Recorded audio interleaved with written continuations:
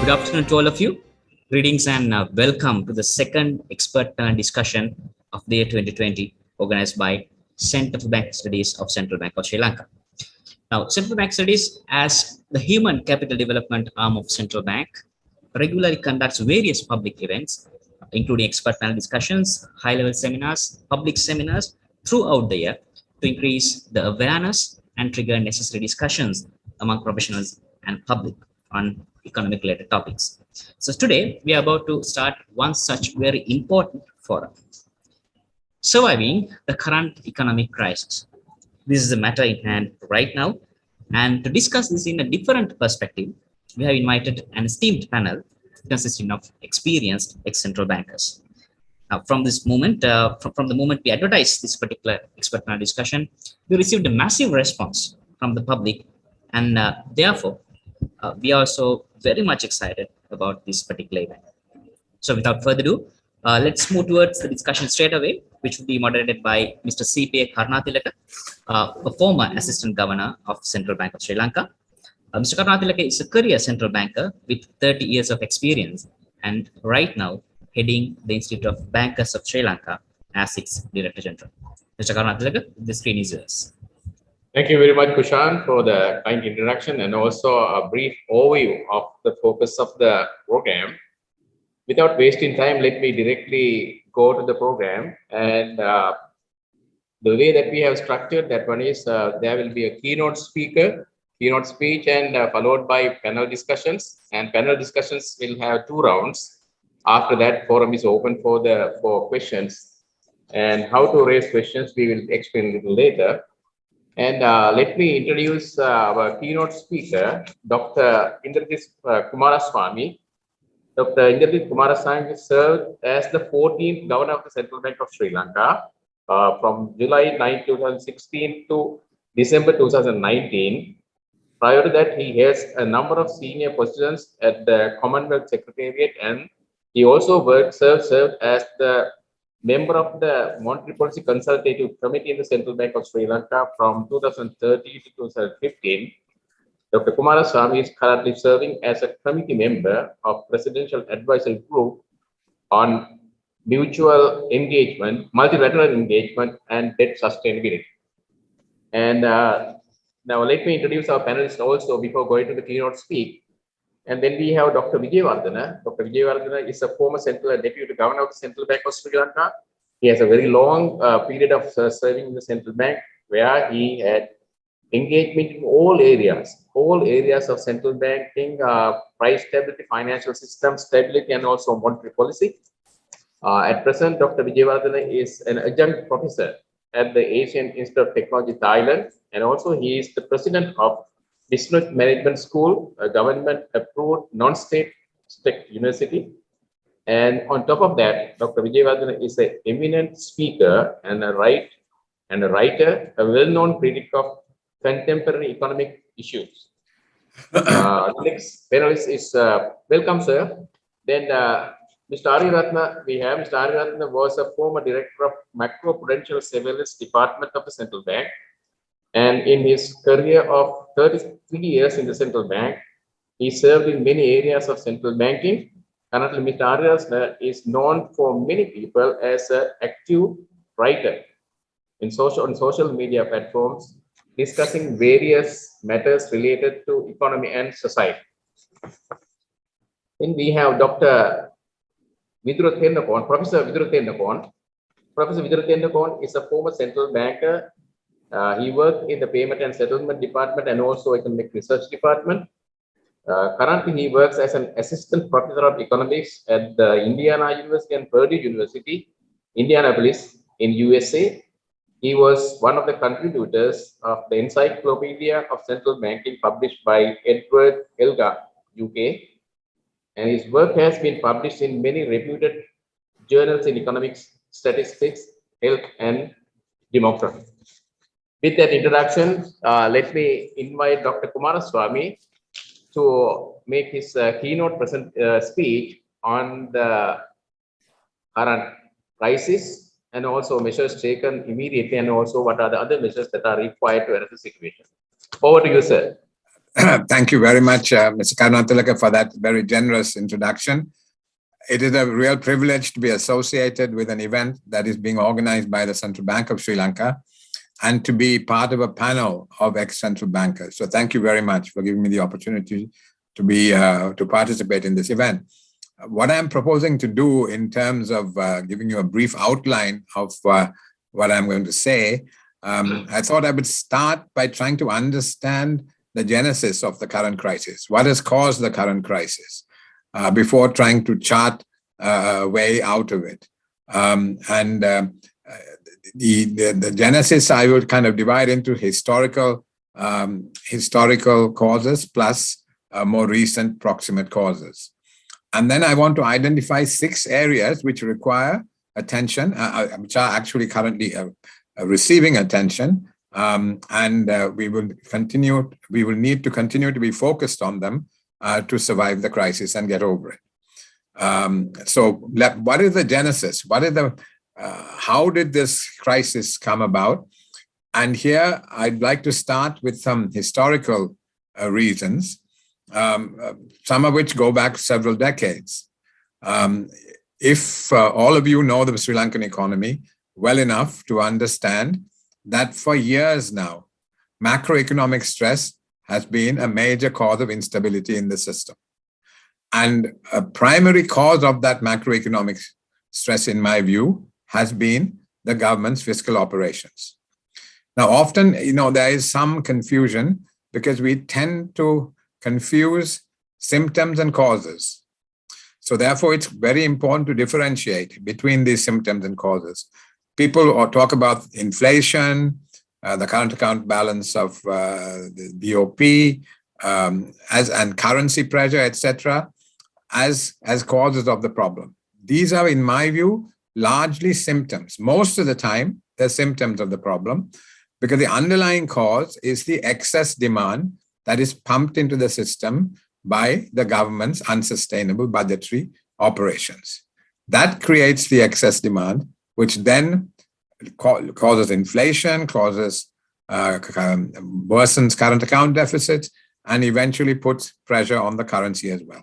So those are symptoms. The underlying cause most of the time is the government's fiscal operation. I say most of the time because sometimes exogenous factors like commodity price movements also put pressure on the system and cause instability. But those are matters that are outside our control.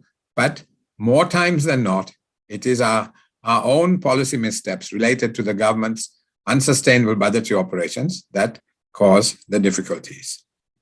Having said that, one should also, I think, recognize that often the negative effects of fiscal indiscipline are amplified by fiscal forbearance in monetary policy.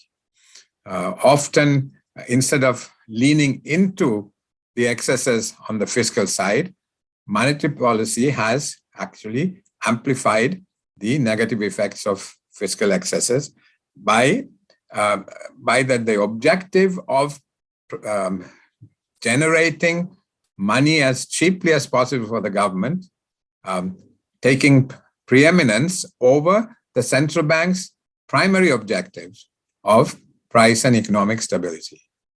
This happens all the time, or at least has happened many times over the years, where the central bank indulges in financial repression to raise cheaper money for the government.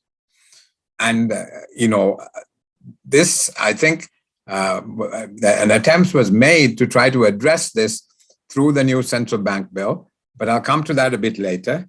So the mixture of fiscal indiscipline, often amplified by fiscal forbearance in monetary policy, has time and again been a major contributory factor to the repeating crises that we face, the repeating IMF programs that we've had to undertake 16 times in all, as you know.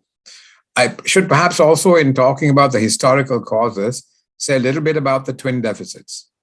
So there's the budget deficit and the current account of the balance of payments, which have been persistently in deficit in Sri Lanka.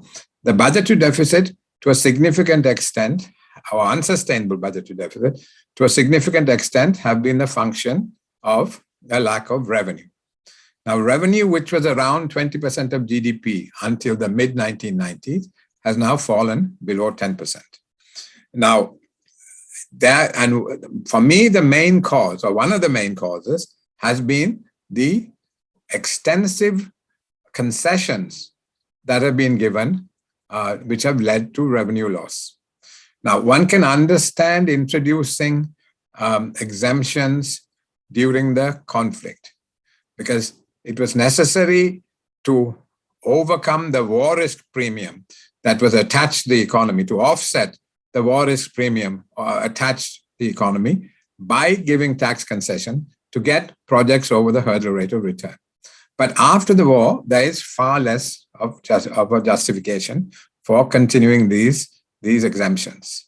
So I think one needs to address the tax exemption issue if one is to bring about revenue enhancement-based fiscal consolidation on a sustained basis. There's too much tax revenue that is given away.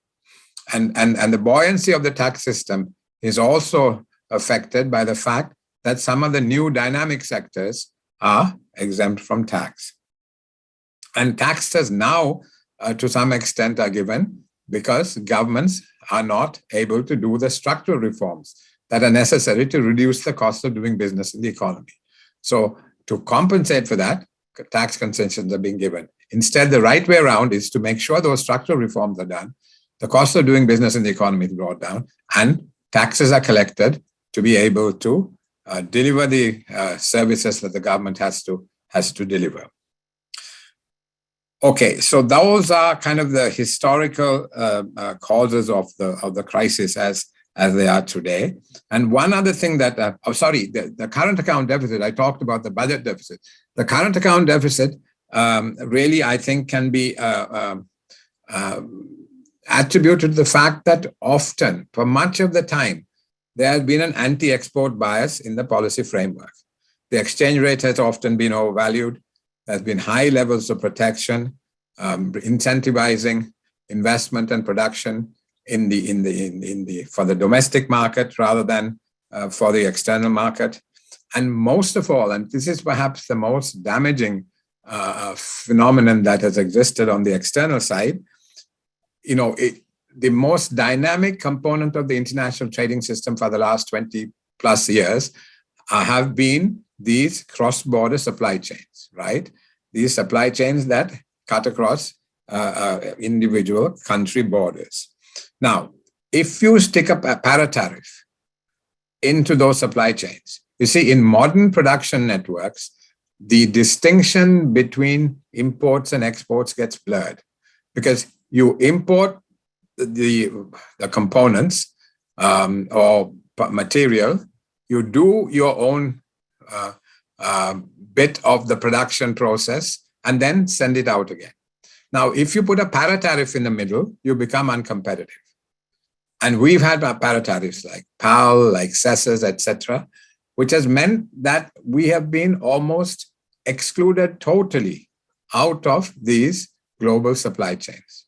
So Sri Lanka has, through these paratariffs and the loss of competitiveness because of that, not been able to penetrate global supply chains at all. I mean, we have a very negligible presence in global supply chains.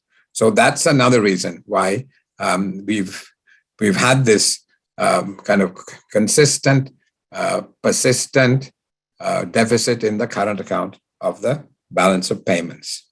So as I said, the anti-export bias in the policy framework has worked against the country diversifying its export product base, diversifying its markets, and making our exports also more complex and higher value added. So that's the kind of twin deficit story. Another aspect of the historical trends which have caused us to come to this predicament that we're in today relates to the debt burden that the country has had to bear. Now, clearly all countries, almost all countries, rely on some foreign savings to fill the savings investment gap, to support their imports which are required, etc. But it has to be the borrowing that is undertaken to supplement domestic savings has to be done in a sustainable way. And this is where we've run into a problem. Prior to graduating to middle income country status, Sri Lanka got generous levels of ODA, of foreign aid, and it was on extremely generous terms. So we were able to raise the foreign savings in a way that did not undermine debt sustainability. And when the macro stability was threatened, we were bailed out with concessional money. So debt sustainability was never really an issue while we were a low-income country, even though we did undertake large amount of foreign borrowing. But the terms on which we undertook that borrowing was so concessional, that debt sustainability did not become an issue. However, once we graduated and started accessing international capital markets from, I think the first ISB was issued somewhere around 2007 or 8. From that time onwards, the share of commercial borrowing in our stock of debt increased rapidly, and the international sovereign bonds became a major instrument for raising that money. Now, once you start interacting, start borrowing from international capital markets, you then become subject to the discipline imposed by rating agencies and international capital markets themselves. If you go outside a framework, which to them anyway signals sustainability and prudence, if you go outside that, they will punish you. They will downgrade you the sovereign rating, and over time, if necessary, you get, not if necessary, but over time, through downgrading, you can get locked out of international capital markets, which is what has happened to us. Now, let me say something about ISBs. It's true that we have relied on it a great deal, but there is this perception that over the 2015-19 period, the large amount of ISBs that were mobilized, I think about $10 billion US. Now, it is useful, I think, here I think in a way I'm being a bit self-serving and trying to justify what happened in my time in the central bank.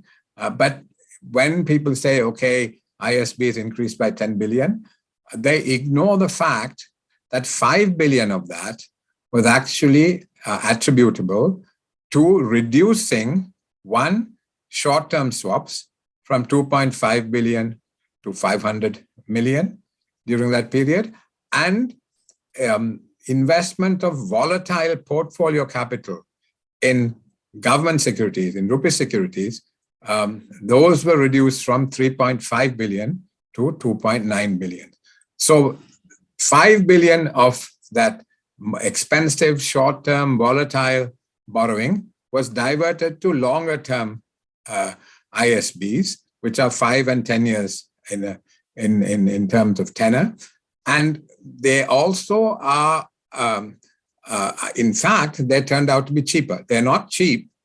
The borrowing at over 7% and in an extremely low interest environment, but they were cheaper than the short-term swaps or the interest we were paying on rupee securities. So that was what. So I think in taking into account that increase of 10 billion, 5 billion was due to switching of instruments, and a further 2 billion was due to the fact that in 2019 a second ISB was issued in June because elections were coming, and there was a possibility that we could lose access to markets because of the kind of indiscipline that usually happens at the time of elections.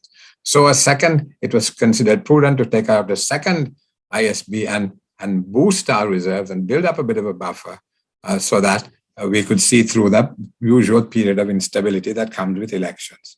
So, but the bottom line is that we essentially took on commercial debt, foreign commercial debt, but did not utilize that foreign commercial debt to save or earn foreign exchange. Instead of investing that money in tradables, we invested the money in non-tradables. So it became very difficult then to service the debt. You had to keep rolling it over, and you had to keep sure that you had the market access to keep rolling the money over, because you hadn't put the money to good use to be able to generate the capacity to repay the money. Therefore, then you have to keep rolling the money over, and you had to have the policy framework in place to be able to do that. In fact, in April 2019, a medium-term debt management strategy was published by the central bank and the Treasury jointly, which sought to gradually shift away from the dependence on foreign borrowing. Because if you suddenly shifted, and because you hadn't built up the capacity to repay, if you suddenly shifted from foreign borrowing, you have a massive rollover problem, which is what we have confronted with today. And the medium-term debt management strategy intended to shift gradually away from foreign borrowing and rely more on domestic borrowing, but in a gradual way, and at the same time to run a surplus, a primary surplus in the budget to reduce the need for borrowing, and also to build up non-debt creating flows to increase the capacity to repay. So that was essentially the framework that was built into the medium-term debt management strategy. And at the same time, the Active Liability Management Act increased the tools available to the central bank to manage debt. So those were the two pillars of debt management that were put in place. But unfortunately, those really were discontinued, I think, and were not used. So that's, the bottom line is we have to really get into tradables. I mean, that's something that is clear now.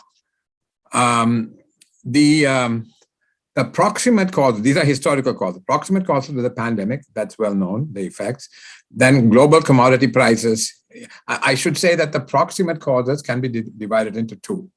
One is external reasons, exogenous reasons, over which the authorities had no control. And the other are what I would call self-inflicted wounds or policy mistakes. So what are the exogenous factors? One is the pandemic.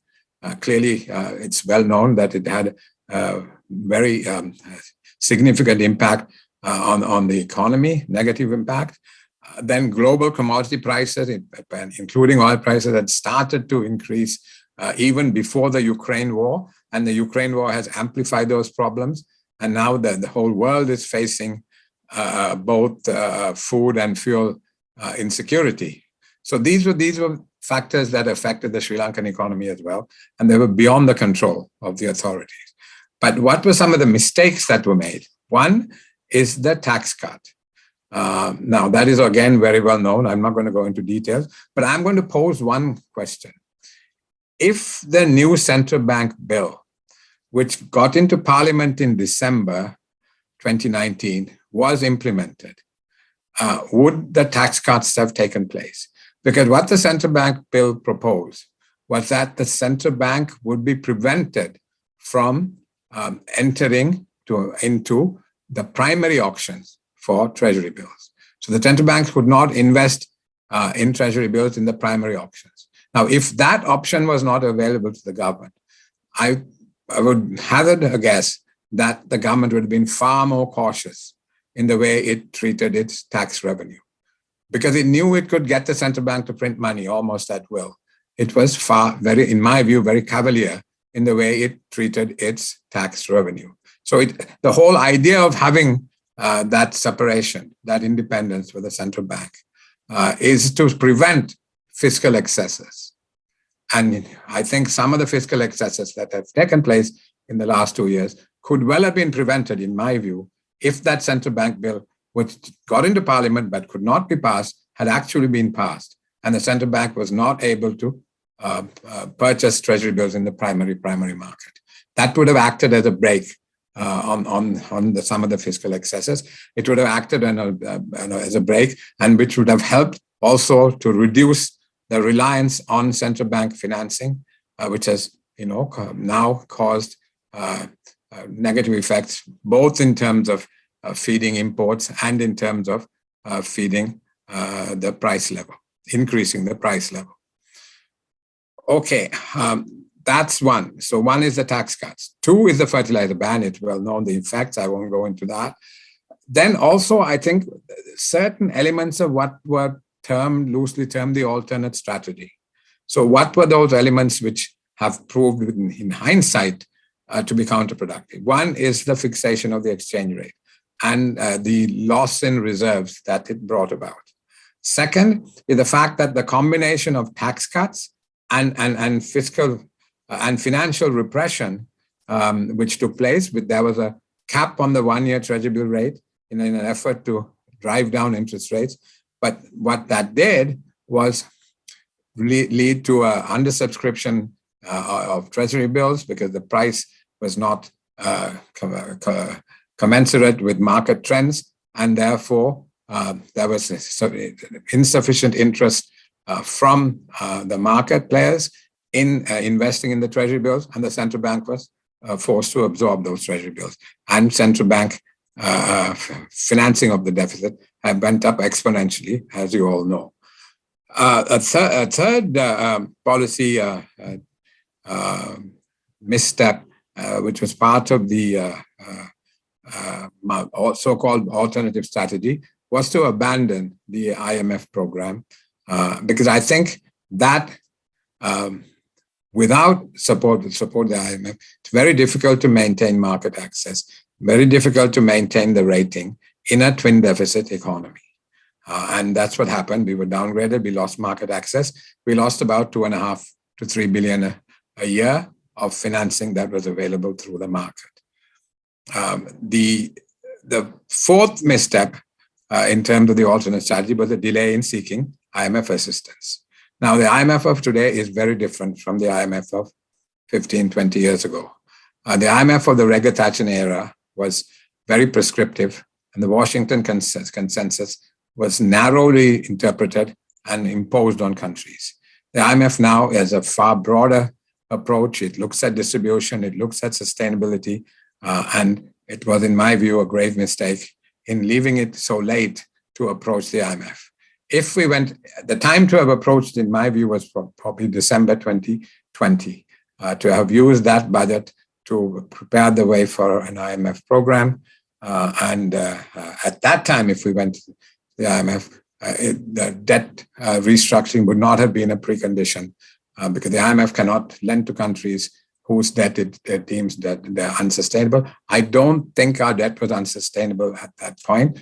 Even if it was, I think with reprofiling, with a minor adjustment, one could have rectified the situation. But having left it so late, with reserves almost negligible, then we now have a major restructuring exercise to cope with. So those, I think, were the kind of policy missteps within the alternate strategy. So I've given you kind of historical reasons, I've given you proximate reasons, which can be divided into exogenous shocks and what I would call self-inflicted wounds.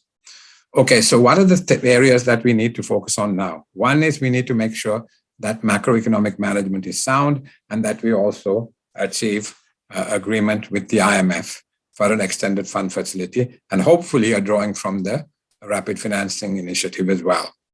Now, on fiscal policy, we have seen the government now introduce a number of measures and moving towards greater sustainability. So that's a tick there on monetary policy. What I should say is that the objective of the fiscal measures, as I understand it, is to achieve a 1% of GDP primary surplus by 2015. Now, it is crucial that if we are to contain the debt problem, that there is a primary surplus in the budget on a sustained basis.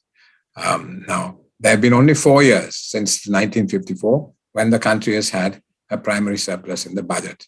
Well, I think it may take us a couple of years. I think the primary deficit this year could be about 4.5% of GDP. So to get to surplus, it will take us a couple of years. But once we get to a primary surplus, we need to maintain a primary surplus in the budget.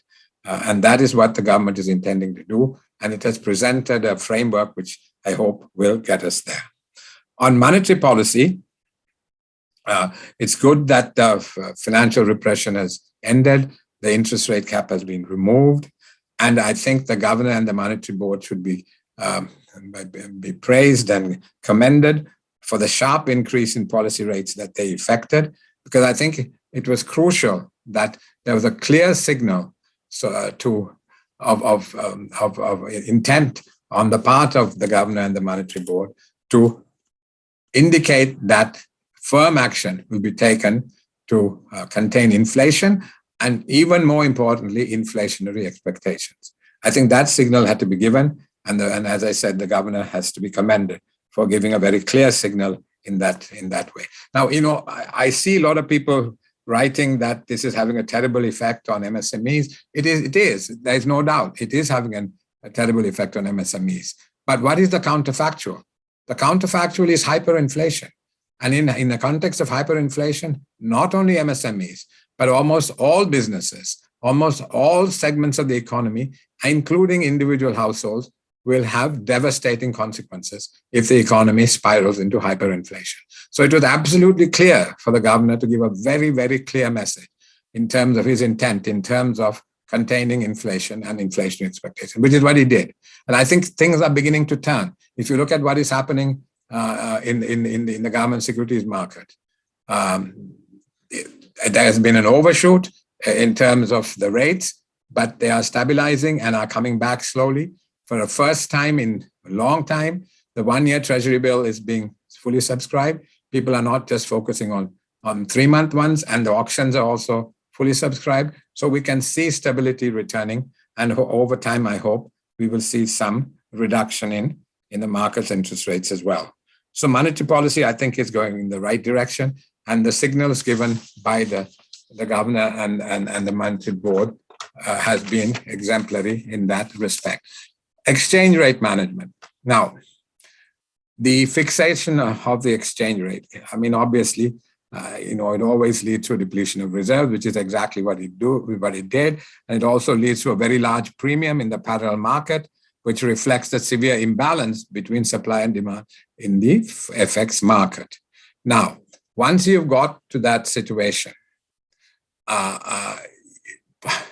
at some point, there's no choice because you have reserve depletion, which then forces you to change course. I mean, that happens all the time, and that's what the inevitable happened again. But at that point, you need to sequence the policy measures appropriately because, as I said, a very large premium in the parallel market means there's a very large imbalance between supply and demand in the FX market.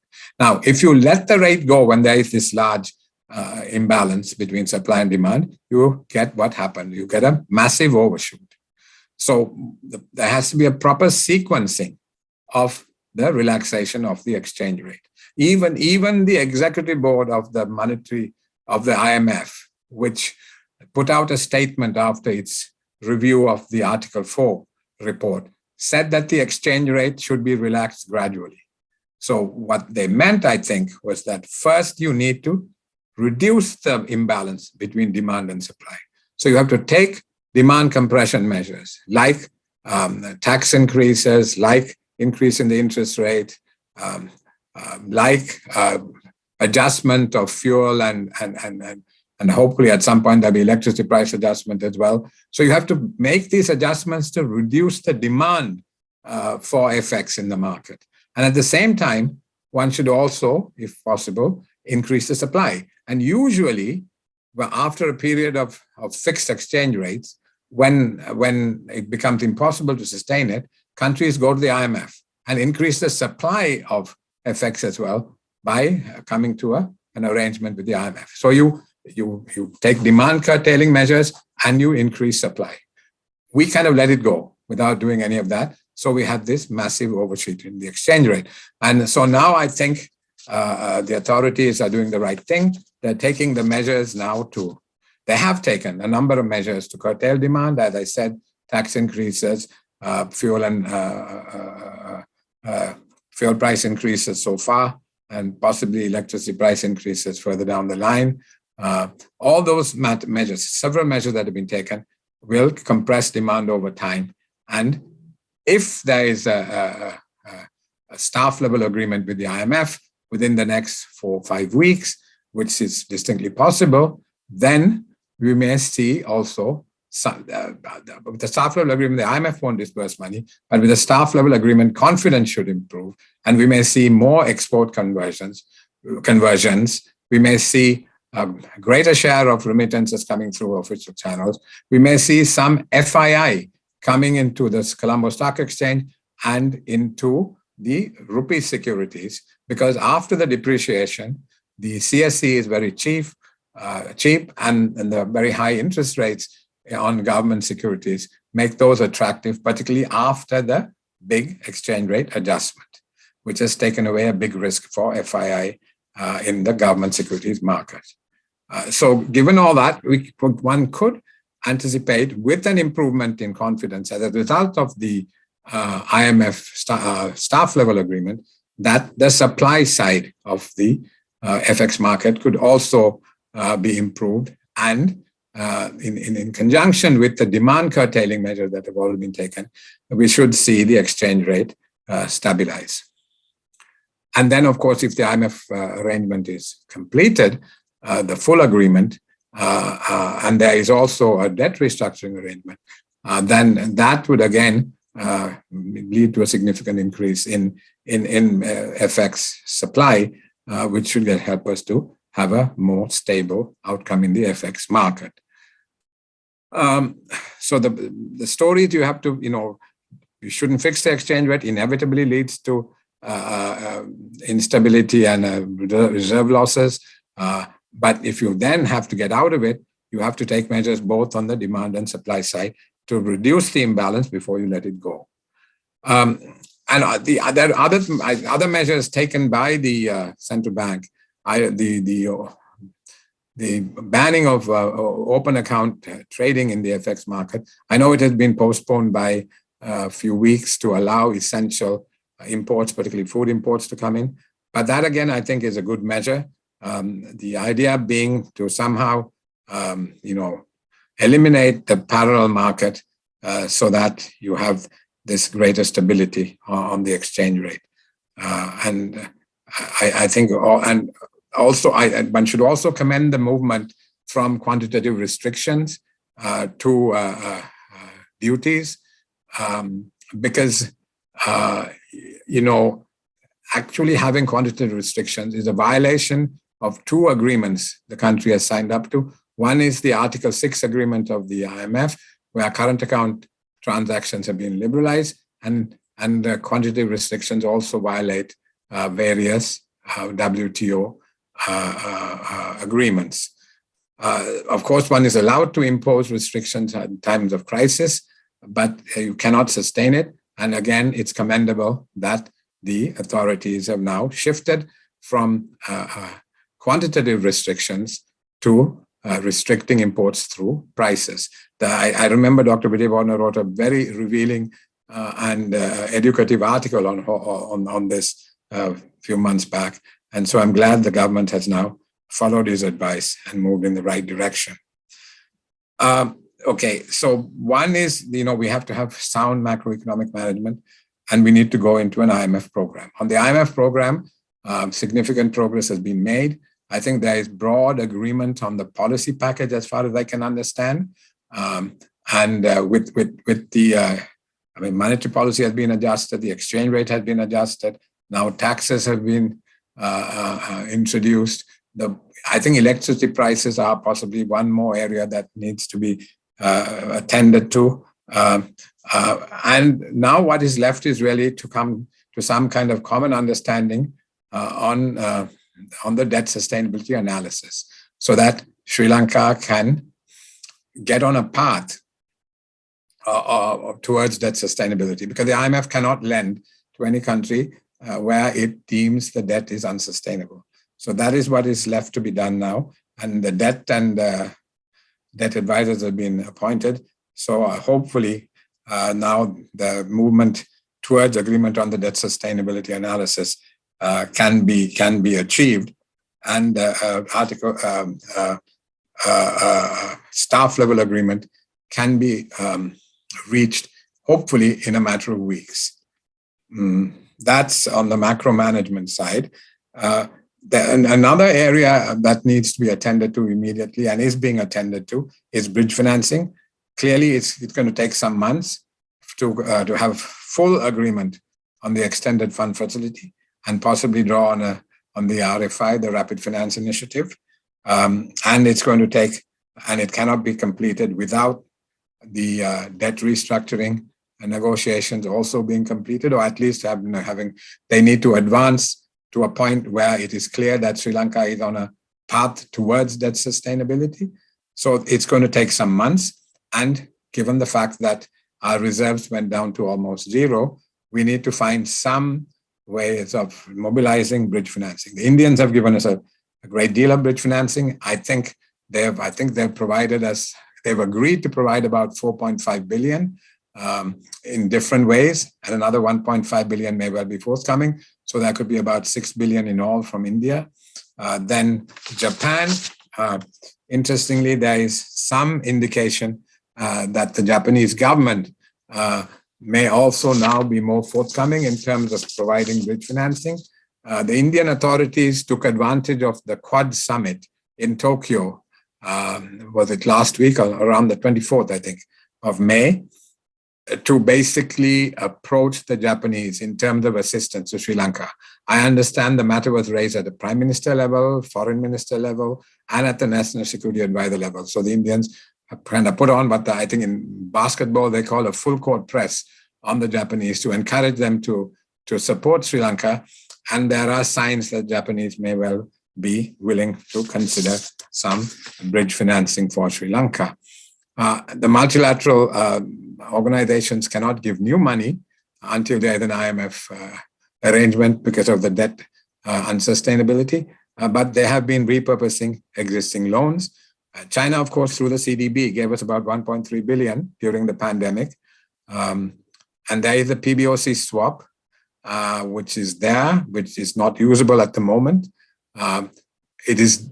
There's a challenge for the Chinese to convert that, because that's a very easy win, because that money is in the central bank account, but it can't be used because there is a condition attached related to the months of import cover that we need to have in order to be able to draw on that money. So, but it's difficult for the Chinese to take that condition off, because there is some concern that those swaps are excluded from the stock of debt that is to be rescheduled. Because this is a 3-year swap, that it might be termed a loan and there may be pressure from the IMF and others to include it in the stock of debt to be rescheduled. And therefore, clearly that would be disadvantage to the Chinese. And so that is making them hesitate in terms of taking off that condition to enable Sri Lanka to use that money, which is already in the Central Bank of Sri Lanka account. So that's the kind of things that are happening as far as bridge financing is concerned. There are some signs that money is becoming available. As I said, the Indian money is fairly well established. The Japanese seem to be getting interested. The multilaterals are doing their best to repurpose, and they will much more will come through by way of direct budgetary support once the IMF agreement is finalized. The other issue we have to look at, let me talk now about debt restructuring. As I said, that without that, we can't come to an IMF arrangement, and without an IMF arrangement, it'll be very difficult to get the financing that we require to get over this problem. Now, first thing is to agree on a baseline for the DSA, and those negotiations are underway. And then once the baseline is established, the authorities, with the help of their debt advisors, would need to work out what kind of offer they make to the creditors. Now, the current stock of debt that is being rescheduled is bilateral debt, commercial debt, but domestic debt is excluded, SLDBs are excluded. Time is up, it's excluded, and also what shall we call the SLDBs are excluded. So we need to see how this, and there has to be equity of treatment across the creditors, and we need to restructure the debt in order to get on a path of debt sustainability, which will also give us an opportunity to complete the IMF arrangement and then catalyze the other financing that's available with it. The other issues now, which I think are important, is a social safety net. with all this adjustment that's taking place, there's clearly enormous pressure, particularly on the bottom half of the income distribution. So we need to have ramped up cash transfers. The World Bank has made some money available. The government needs to get that money out of the door as quickly as possible and find as much money as possible to support people in the bottom half of the income distribution, and ideally to also have basically a digital ID to reduce leakages. And the final area, I think, where we need to be careful about is financial system stability. We shouldn't let the economic crisis spill over into the financial sector. And we need to make sure that we do that. And we need to have a plan as to how to do that. If it happens, we need to have a plan to stabilize the situation. Finally, normally you go into an IMF program and the demand compression when there is an overheating of the economy and there is relatively high growth in the economy. This time we are going into an IMF program and the demand compression that comes with it at a time when the economy is likely to record negative growth. So this makes it absolutely essential that the structural reforms which never get done are done this time to boost growth. Otherwise, we will suffer a severe recession and large-scale unemployment. So the structural reform this time have to happen to mitigate that. Thank you. I'm sorry I've taken this. Karunatilake. Thank you very much, Doctor.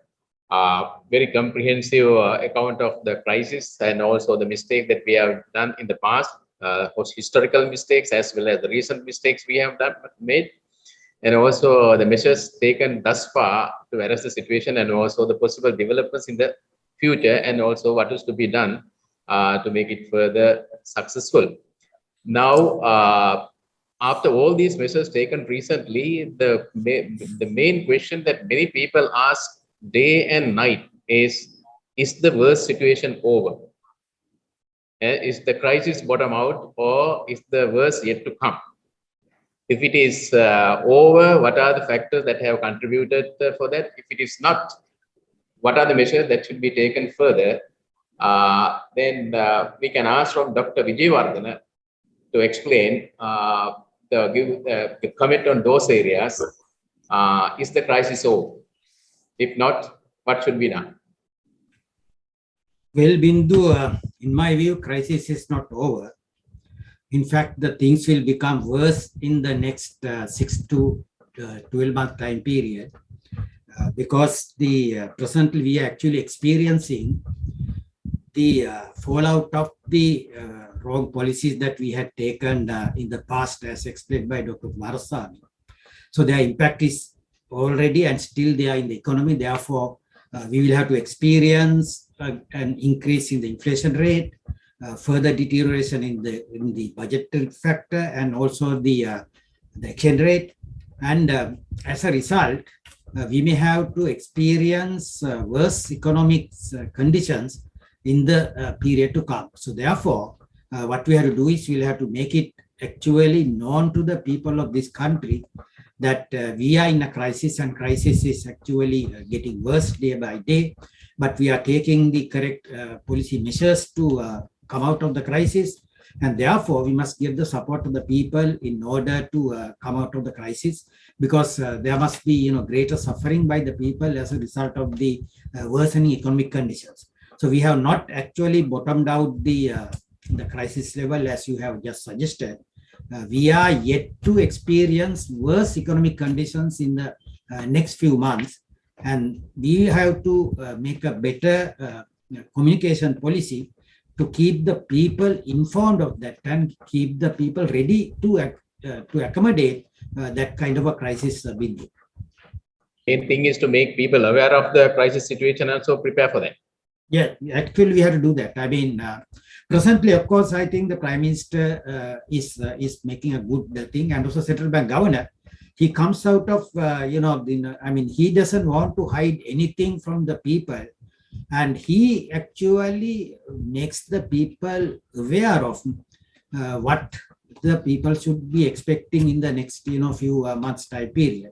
So this is a factor that we'll have to take into account when it comes to adjusting to the present crisis and to survive through the crisis, because otherwise what would happen is people might misunderstand that even though we have gone to IMF, there has not been any relief to the population at large.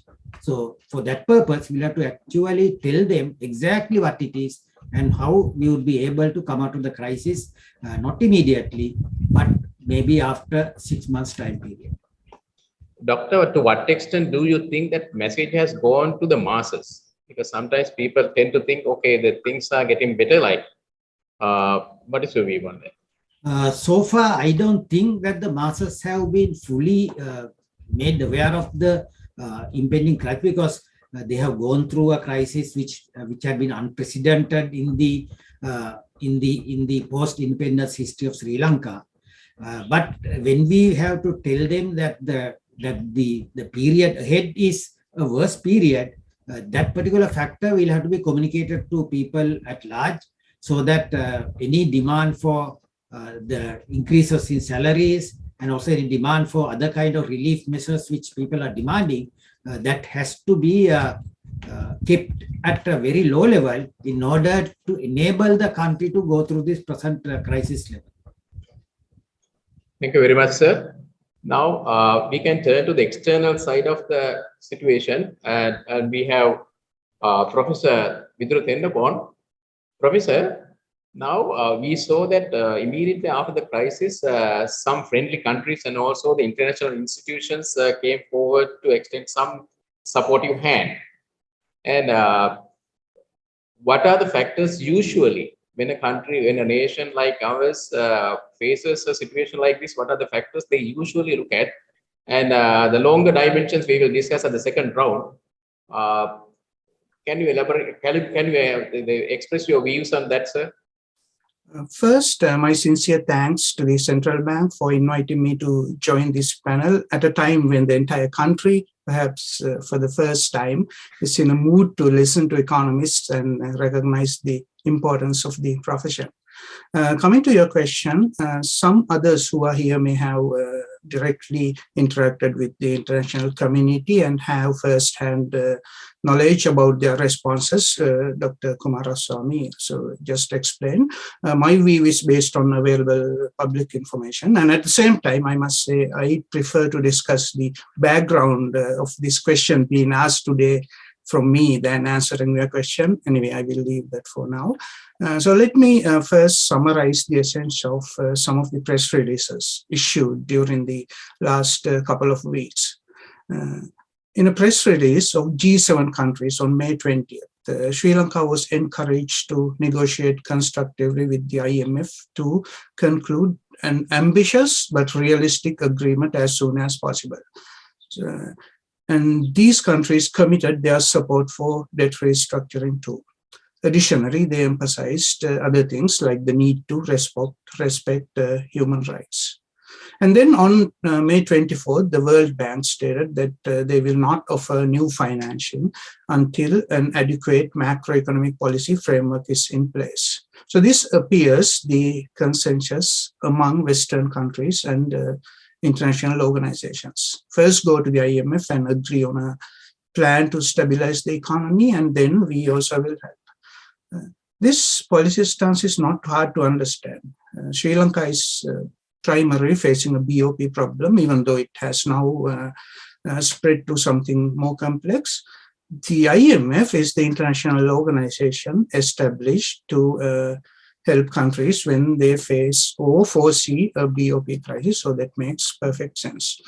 So what does IMF say? So based on the press release of IMF on May 26th, they seem to be happy with the current progress towards ensuring debt sustainability and macroeconomic stability, the two areas they are looking at. And Dr. Coomaraswamy just explained some of these focus areas. If I quote IMF, they have highlighted the need for restoring fiscal sustainability while protecting the vulnerable and the poor, ensuring credibility and the monetary policy and exchange, ensuring credibility of the monetary and exchange rate regimes, preserving financial sector stability, and structural reforms to enhance growth and strengthen governance. No matter whether Sri Lanka needs the support of IMF and no matter whether the country is in a crisis or not, all these stated action items should be policy priorities for macroeconomic stability. So it appears that the central bank and the government are moving in this direction. However, the ultimate success depends on how these, say, action points are implemented, and that depends on political stability and the support of the public. And to add a little bit more, as we know, during the past months, Sri Lanka has been appealing to the international community for assistance. The question is, why should someone else help Sri Lanka? So when your neighbor or one of the members in the community is in trouble, sometimes you step in to help and do not expect anything in return. But there's a limit to this. When there's a humanitarian crisis, you can expect others to support you. This happened during the tsunami, and this happened to some extent during the COVID pandemic too. But beyond that, someone will help Sri Lanka only if they also have some benefit. So if Sri Lanka can restore macroeconomic stability and debt sustainability, that will help not only Sri Lankans, but also the others. It will promote international trade, it will promote international capital flows, and it will stimulate growth in Sri Lanka as well as in other countries. So it is a win-win. So without the required reforms, any assistance will ultimately help no one, not even Sri Lankans. So this is the essence of that. So that's why the international community is insisting these actions as a precondition for any assistance. In summary, the international community expects Sri Lanka to present a viable plan to ensure debt sustainability and macroeconomic stability. So that's what I notice. Thank you, Professor. Now, if we take the historical events that have happened in the country, this current uprising of the people is unprecedented. So, but Sri Lanka is not alone, because there have been many countries with similar situations recently, from countries like Greece and Lebanon. We can turn to Mr. Ariyaratne. What are the experience? What is your observation? What is your reading about the experience of those countries, and how we can learn from them to understand the situation here? Karu, good afternoon. Karu, I believe this question should have raised 10 or 15 years earlier, and then we could have avoided the crisis. Now, anyway, we are in the middle of a crisis, but still there are lessons to be learned. And what happened, I am going to give a snapshot. What happened in Lebanon, what happened there was, the crisis erupted in 2019. In that year, their GDP was $52 billion US, and it declined to $22 billion, 58% within 2 years. A huge loss. And exchange rate, it was pegged about more than 10 years to US dollars. $1 was equal to 1,500 lira. And just after the crisis, it was announced that $1 is equal to 14,500. And that is official rate in the market, in the black market, in the street side, in the black markets. It went up to 23,000, 28,000, even to 38,000 somewhere in the streets, and huge depreciation. And inflation, 2021, it went up to 145%, one of the highest in the world. And this is total inflation, and food inflation was much higher than that. And the services, utility services collapsed very badly, especially electricity service and public transport, everything, availability of fuel, everything collapsed very badly, and shortages were there, medicine, food, everything. And poor and middle class families were severely affected by the crisis.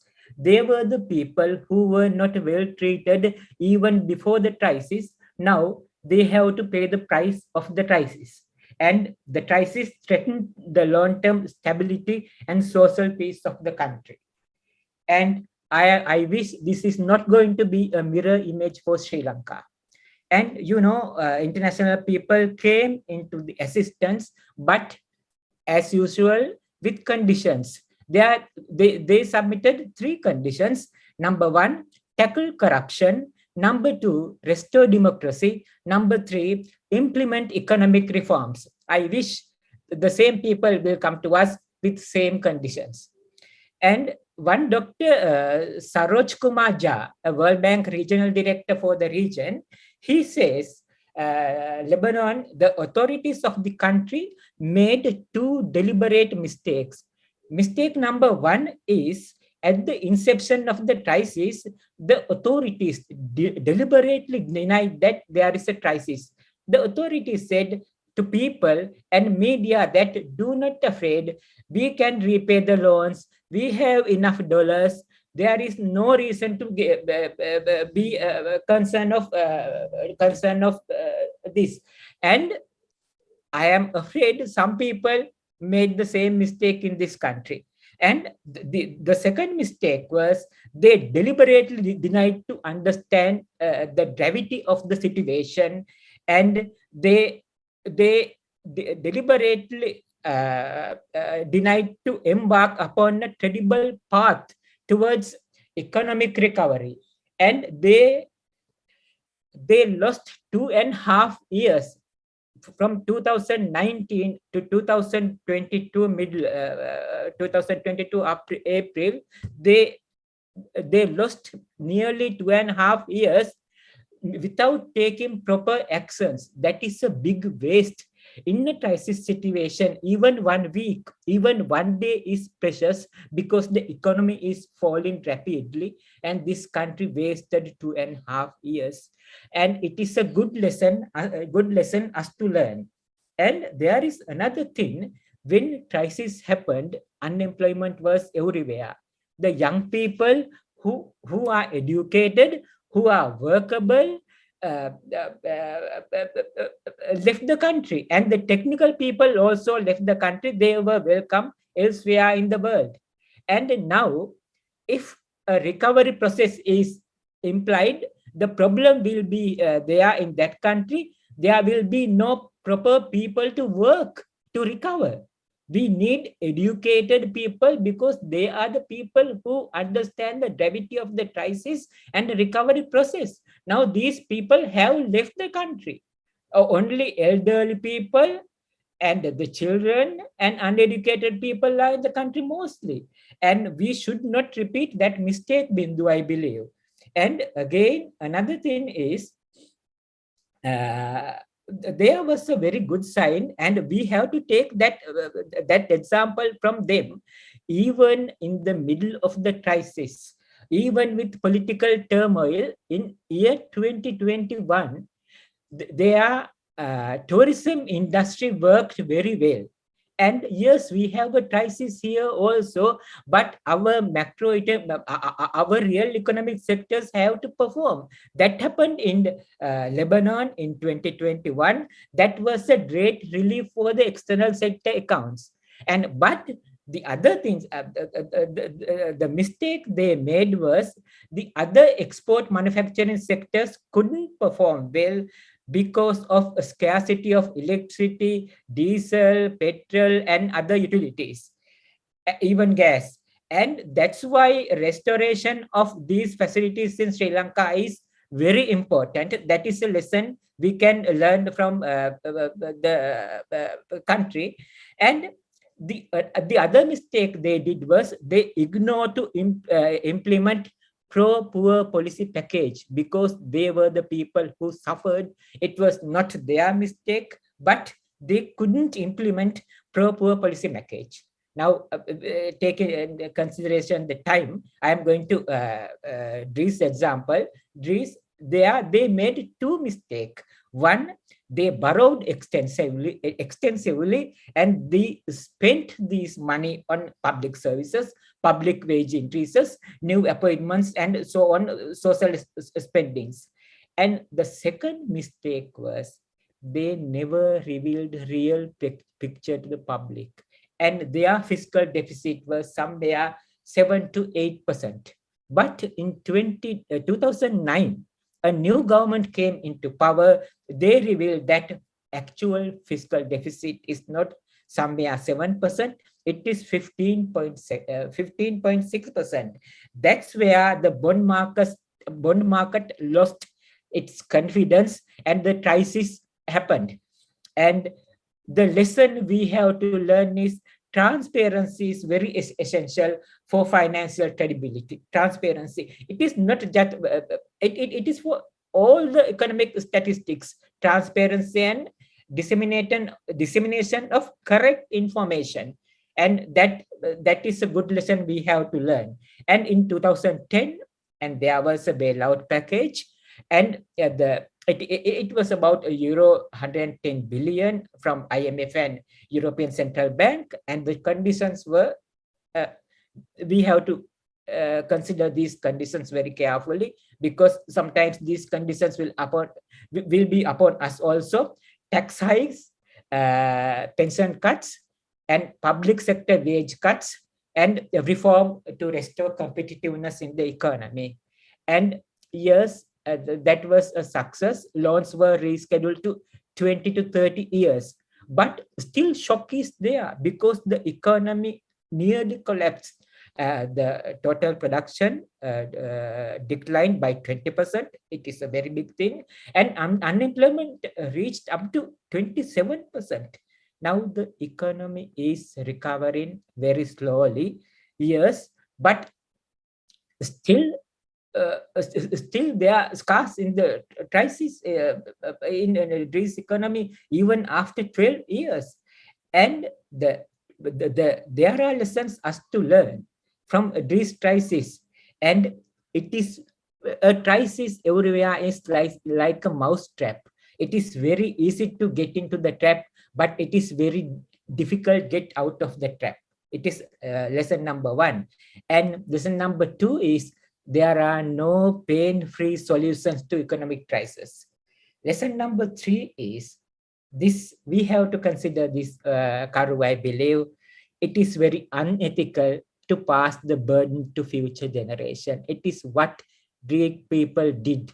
I believe we should not do that. Okay, Bindu, thank you. As you explained, there are some parallels to the Lebanon experience. Let's hope that the same thing will not happen here. We have, and there will be another session also there we can discuss a little bit more in detail. Now we will turn to Dr. Coomaraswamy. Sir, now the central bank has taken many measures after the crisis, and also it is still taking some measures. The questions that people ask is, are the measures taken by the central bank so far necessary? And also there's another question, are they sufficient? Were they necessary and are they sufficient? That is from the monetary side.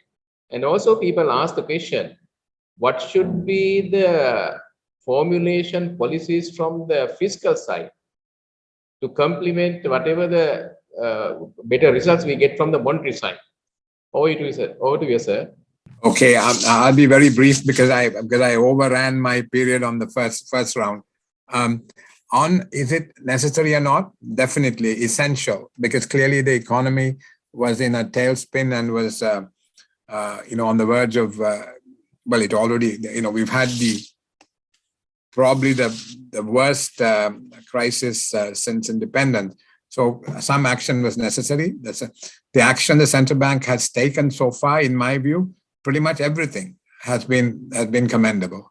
The 700 basis point increase in the policy rates, I think giving that kind of clear signal was important. Okay, now market rates are probably overshot and the central bank can perhaps allow it to come back a little bit as it is doing, and that's the right thing. On the exchange rate, the measures taken to try to contain the premium in the parallel market and to stabilize the rate in terms of the as I mentioned, the banning of the open account trading, which will come in, I think, in about a month's time after the food imports have come in. That's, I think, a judicious way. I mean, these are not optimal measures, right? One thing we need to remember is Sri Lanka no longer has good options. Sri Lanka has now to choose between not so good options and terrible options. You know, if the counterfactual is leaving it alone, which will be disastrous. So you have to take certain measures, and the measures open to us now in this situation are not always optimal. So on the exchange rate, clearly the guidance being given in terms of the range for the rate and the banning of open account trading may not be optimal. But in this situation, they are necessary to try to bring greater stability into the market until, as I said, confidence increases, brings in inflows to the economy, and also we get more bridge financing, we get an IMF agreement and all the money that it catalyzes. Once that happens, the market will stabilize on the exchange rate side. So I think the central bank is taking the correct measures. On the fiscal side, as I said, I've spoken at length initially, so all I will say is we just have to have a primary surplus in the budget year after year after year, right? That has to be achieved on a sustained basis. Sure, you can't go from a deficit of 4.5% of GDP to a surplus in 1 year. But over the IMF program period of 3 years, one should try to get to a primary surplus in the budget and then maintain it. That has to be the critical operative target in terms of the fiscal, as far as the fiscal front is concerned. Thank you. Thank you, Doctor. Now, if we turn to Dr. Wijewardena, sir, now the financial, the banking and financial sector was one area that was hit severely by the crisis. And also we have two questions, sir. One is, what were the main areas that were affected in the financial sector, and when the central bank took measures to address both the financial sector issues and also other issues, did the central bank have the independence of formulating the policies and implementing them? Because now central bank independence has been discussed and also yes, for a long period. And the question is, when the central bank governor took over the responsibilities, he said clearly, I need to have an independent environment to operate. The question is, do you see that the central bank has been able to implement these policies and also formulate them independently?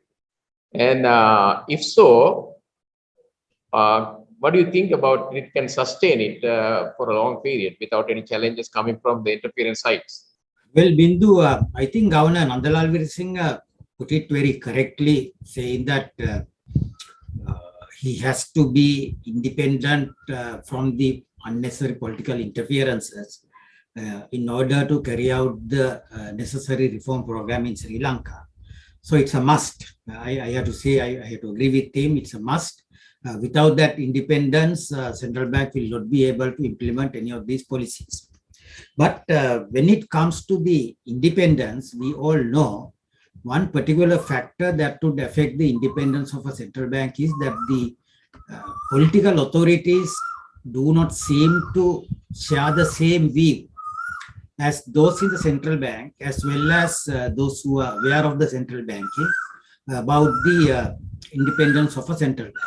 So that is why the Prime Minister Ranil Wickremesinghe, immediately after he was sworn in, he made the damaging announcement that he needs the central bank to print 1 trillion Sri Lanka rupees in order to pay salaries. But of course, some of the people, the outside economic analysts immediately challenged the Prime Minister, and they pointed out to him that if he does so, it is just like feeding a diabetic with sugar, because already the previous government had allowed the money stock to go up by about 4 trillion Sri Lanka rupees. We are all experiencing the damaging outcome of that particular increase in the money stock. The inflation rate is rising month after month, and the end of May, the Colombo Consumer Price Index, which actually under-records the actual inflation in Sri Lanka because of the low weight it has given to the food category. And it also has recorded 39% increase year on year as at end of May. But in the next few months' time, it will also go up to about, say, 50 or 60%, given the present situation in Sri Lanka. So on top of that, if the government wants to get the central bank to print additional 1 trillion rupees to pay salaries, it is just like, as I have said, feeding a diabetic with a meal consisting of sugar. So that's the danger that we are running into. But because the objections made by many independent analysts about the planned printing of 1 trillion rupees by the Prime Minister, now the government has gone for a rapid fiscal adjustment program under which the taxes are to be raised, not by substantially, but of course the tax revenue might go up in this year by about, say, 200 billion Sri Lanka rupees, which is not sufficient to meet the gap in the budget. But in the next few years' time, of course, the government might be able to have additional tax revenue in order to pay salaries to the employees. And what we have to keep in our mind is the independence of the central bank is necessary in order to enable the country to go through this particular crisis. The countries like Turkey, the central bank governors were changed 3 or 4 times within a space of about a 6 months time period because the governors did not agree with the president, and as a result they were changed. And the new governor who came to occupy the particular seat in the central bank, they also, after they become the central bankers, they also share the same view as the previous governors. So as a result, it was an eternal battle with the president of Turkey and the governor of the central bank to adopt the particular sound economic policies. So in Sri Lanka's case, I hope that the government will recognize the need for the central bank to act independently here in order to come out of the crisis. About the financial sector, Bindu, even though the financial sector institutions were affected by the COVID-19 pandemic because of the low performance in the economy, if you look at the bottom line of the financial sector institutions, the bottom line does not show that they have been actually affected, because I saw 2 days ago, one of the non-bank financial institutions recorded record profit of some 83 billion before taxes during the period from April 2021 to March 2022. And the in fact, the profit levels of all the financial institutions during 2021 had been around 20 billion to 30 billion. Even a small financial institutions also, Bindu, had got somewhat like 1 billion Sri Lanka rupees as their profit. The first quarter records in 2022 are also recording a similar situation. I have seen the first quarter, most of the financial institutions have recorded the profit level of 5 billion in the first quarter. When we analyze it, it will come to about 20 billion in the case of some medium-sized financial institutions. So what I mean is that even though the real sector, the economy suffered heavily as a result of the outbreak of this COVID-19 pandemic, there is some kind of manipulation of the operations of the financial sector institution in order to, in fact, increase their profits. When I looked at the detailed disclosure of the financial information by them, I found that their interest earnings have significantly increased, while the interest payments have remained stagnant without any change. What it means is the financial sector institutions have been able to increase, sell their loan products at a higher price, while getting their deposits from the members of the public at a lower price. So this cannot be continued continuously. It's a matter for the central bank to, I think, look at these numbers, because in an economy when the real sector is suffering from the economic downturn, the final sector cannot show book profits of that magnitude in order to show that they are performing well. So summary is, if I summarize what I have said, Vidhu, the central bank independence is a must. The new government headed by Ranil Wickremesinghe will have to recognize it, and they will have to actually respect the independence of the central bank. And if they try to intervene in the work of the central bank, probably the entire rescue package, which is now being planned by the central bank, will be completely damaging. And also, the final sector institutions must have a further look at their bottom line operation, because when the real sector in the economy is suffering as a result of the downturn in the economy, we cannot see the final sector institutions are making huge profits like that. You said, and in the summing up session, we will summarize all these things. Now we can turn to Professor Tennakoon. Professor, you clearly mentioned about the factors that have been looked at by the international community to help Sri Lanka in this crisis situation. And also you mentioned they will not continue it without conditions. So then for Sri Lanka to sustain their support and also attention in the medium term at least, there should be some conditions that Sri Lanka should meet. Can you please explain what are the areas that Sri Lanka should address if they are to retain the attention of the international organization and also the countries and get their support continuously? Okay, so the most important keyword in your question is sustainable. So we can define this term in various ways. So probably what the policymakers in Sri Lanka have aimed was high and consistent growth. Successive governments since independence, as well as the central bank, has aimed high and consistent growth, even though the approaches have been different. Whatever the approach was, the idea was to use fiscal and monetary policy to stimulate growth whenever possible. So that's what happened. In my view, 2010 to 2012 was the culmination of this, which was followed by a structural collapse again, in my view. Perhaps it is the right time to redefine the term sustainable if we must seek IMF assistance every other year or once in 5 years out of every 10 years. That means there is an issue with this approach. Growth should come together with macroeconomic stability. So this is the time to focus on macroeconomic stability, not just to surf through this particular tide, but also on a long-term basis.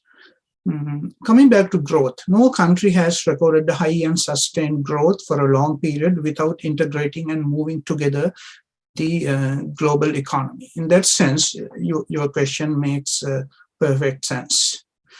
And I do not believe in fiscal or monetary stimulus except to dampen the effects of business cycles. Growth will come naturally when the economy is allowed to integrate with the global economy.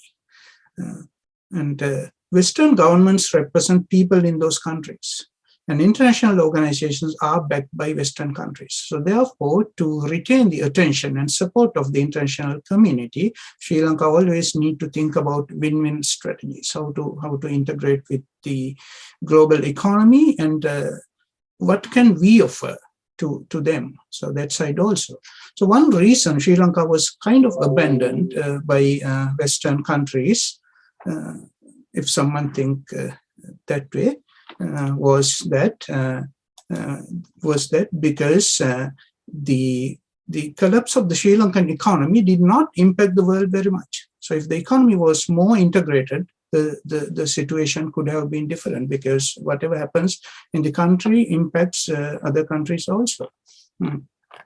If Sri Lanka can maintain macroeconomic stability, not for 1 or 2 years, but continuously, investments will be there and growth will be there. If a country continues to struggle with a BOP crisis and needs the IMF assistance every other year, I wouldn't consider that economy as stable. So as the country attempts to ensure macroeconomic stability, targeting sustainable growth, so we need a strong debate to identify past policy mistakes. I think that is happening now. And almost everyone now agrees about the policy mistakes during the past 2 years, and the tax cut and wasting foreign reserves to defend the exchange rate, for example. I fully endorse this view, no argument. And these policies are now being reversed. But we can't attribute this misery entirely to the policy mistakes during the past 2 years. And Dr. Coomaraswamy also explained these things when he explains the genesis of the crisis. The problems were brewing since 1947.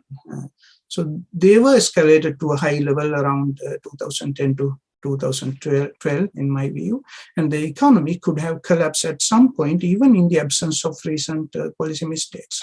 So that's my view. The challenge now is to revise the policies to reduce the chances of repetitions of similar experiences and completely forget about the support of IMF and other international organizations after 10 or 15 years. So that should be the target. So you should not ask me the same question after 15 years. So how can we do that? So some even suggest liquidating the central bank and establishing a currency board. So my views are somewhat different. So I like to look at numbers. So it is the general understanding that debt is not a problem, but how debt is used. So let me explain my view on when debt can be a problem. So here I refer to external debt of a country, not just external debt. All external liabilities can be a problem under certain conditions. So for example, in 2021, net international investment position in the US was a negative 16.35 trillion. So all other net debtor nations together did not owe such an amount as US. But US maintains macroeconomic stability.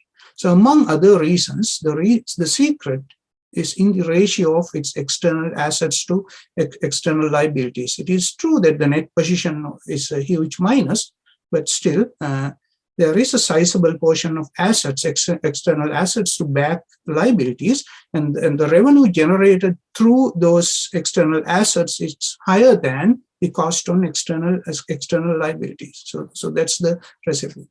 Of course, this ratio must be less than 1 when a country is a net debtor, but this does not mean insolvency as there are real assets. However, this means a country has fewer financial assets than financial liabilities, and therefore such countries must rely on cash flow. When the cash flow disrupts, for whatever the reason, the country is in trouble. So this has been the story of Sri Lanka since 1965. It did not happen before that, in spite of the fiscal imbalance, because we had accumulated reserves. But when the accumulated reserves were over, we had to visit IMF continuously since 1965. So the issue is, should we continue with this vulnerability, even if somehow get through all the current immediate crisis? So these are some statistics for world's largest debtors and largest creditors at end 2020. China has 133 times external assets compared to its external liabilities. Japan has 145 times, Germany has 133 times, Singapore 129 times, Switzerland 114 times, Saudi Arabia 209 times, etc. Okay, and if we look at the debtors, the number is less than 1, but it is closer to 1 for many countries. So, for example, for USA, 70%, UK 95%, France 92%, Spain 71%, India 71%, and Bangladesh 55%. If we look at Greece, we know it is a country which has faced many troubles. Again, it was 47%. For Sri Lanka, as at in 2020, before the reserves were completely depleted, Sri Lanka had external assets amounting to US dollars billion 8.76, and the liabilities was 64.5, and the ratio was 13.6. So this was not a new thing. So this has been the case for many years. The ratio for Sri Lanka has never been above 50% since 1968 and never above 40% during the last 40 years. And most of the time it was around 20 to 30%. So when this is the situation, when there's external shock, small external shock, Sri Lanka faces balance of crisis problem, balance of payments problem, and will be in a crisis, and we cannot survive without IMF support. Okay, so if this ratio has to be maintained at this level, Sri Lanka cannot avoid going to IMF from time to time. Can we escape this? Yes. The best example is our neighbor, India. So India's ratio was 6.75 in 1990 when it faced a severe balance of payment crisis. But since then, until 1991, India's practice was very much similar to Sri Lanka's. But since 1991, India changed the policy and started building up reserves. And in 14 years, they reached beyond 100% and no more trips to the IMF. Dr. Coomaraswamy discussed about the twin deficits. Fiscal deficit, persistent fiscal imbalance must be addressed by the government. Central bank has little control over that. That's true. But external imbalance can also be addressed by the central bank through exchange rate policy by countering the actions of the government. So this is my suggestion. Currency board cannot do that. Of course, central bank should have an independence to do this, but central bank can go beyond what the central bank does. So what I suggest is going in the direction, say, from a central bank to the towards currency board, and going a little bit even further. So the central bank should aim to raise and maintain a reserve cover at least equal to 50% of current country's external liabilities. If not, the country will continue to face BOP problems kind of forever, from time to time. And the country will routinely experience periods of high volatility in exchange rate. So this requires allowing the exchange rate to depreciate perhaps a little bit more than suggested by PPP. This is because PPP is estimated using measured inflation, which have been higher if not for the borrowed dollars, because these borrowed dollars have been used to, I don't mean manipulating statistics or something, but it works in a certain way that borrowed dollars help to suppress the exchange rate. So as a result, inflation is low. Low inflation also is supported by exchange rate, which was ultimately supported by borrowed dollars. And then if we try to maintain PPP, even then, say we will help say current account deficit. So this is the idea. So I can substantiate all what I say using data if needed, but this is not the time. I will stop. So thank you very much. So this is what I have to say. Thank you, Professor.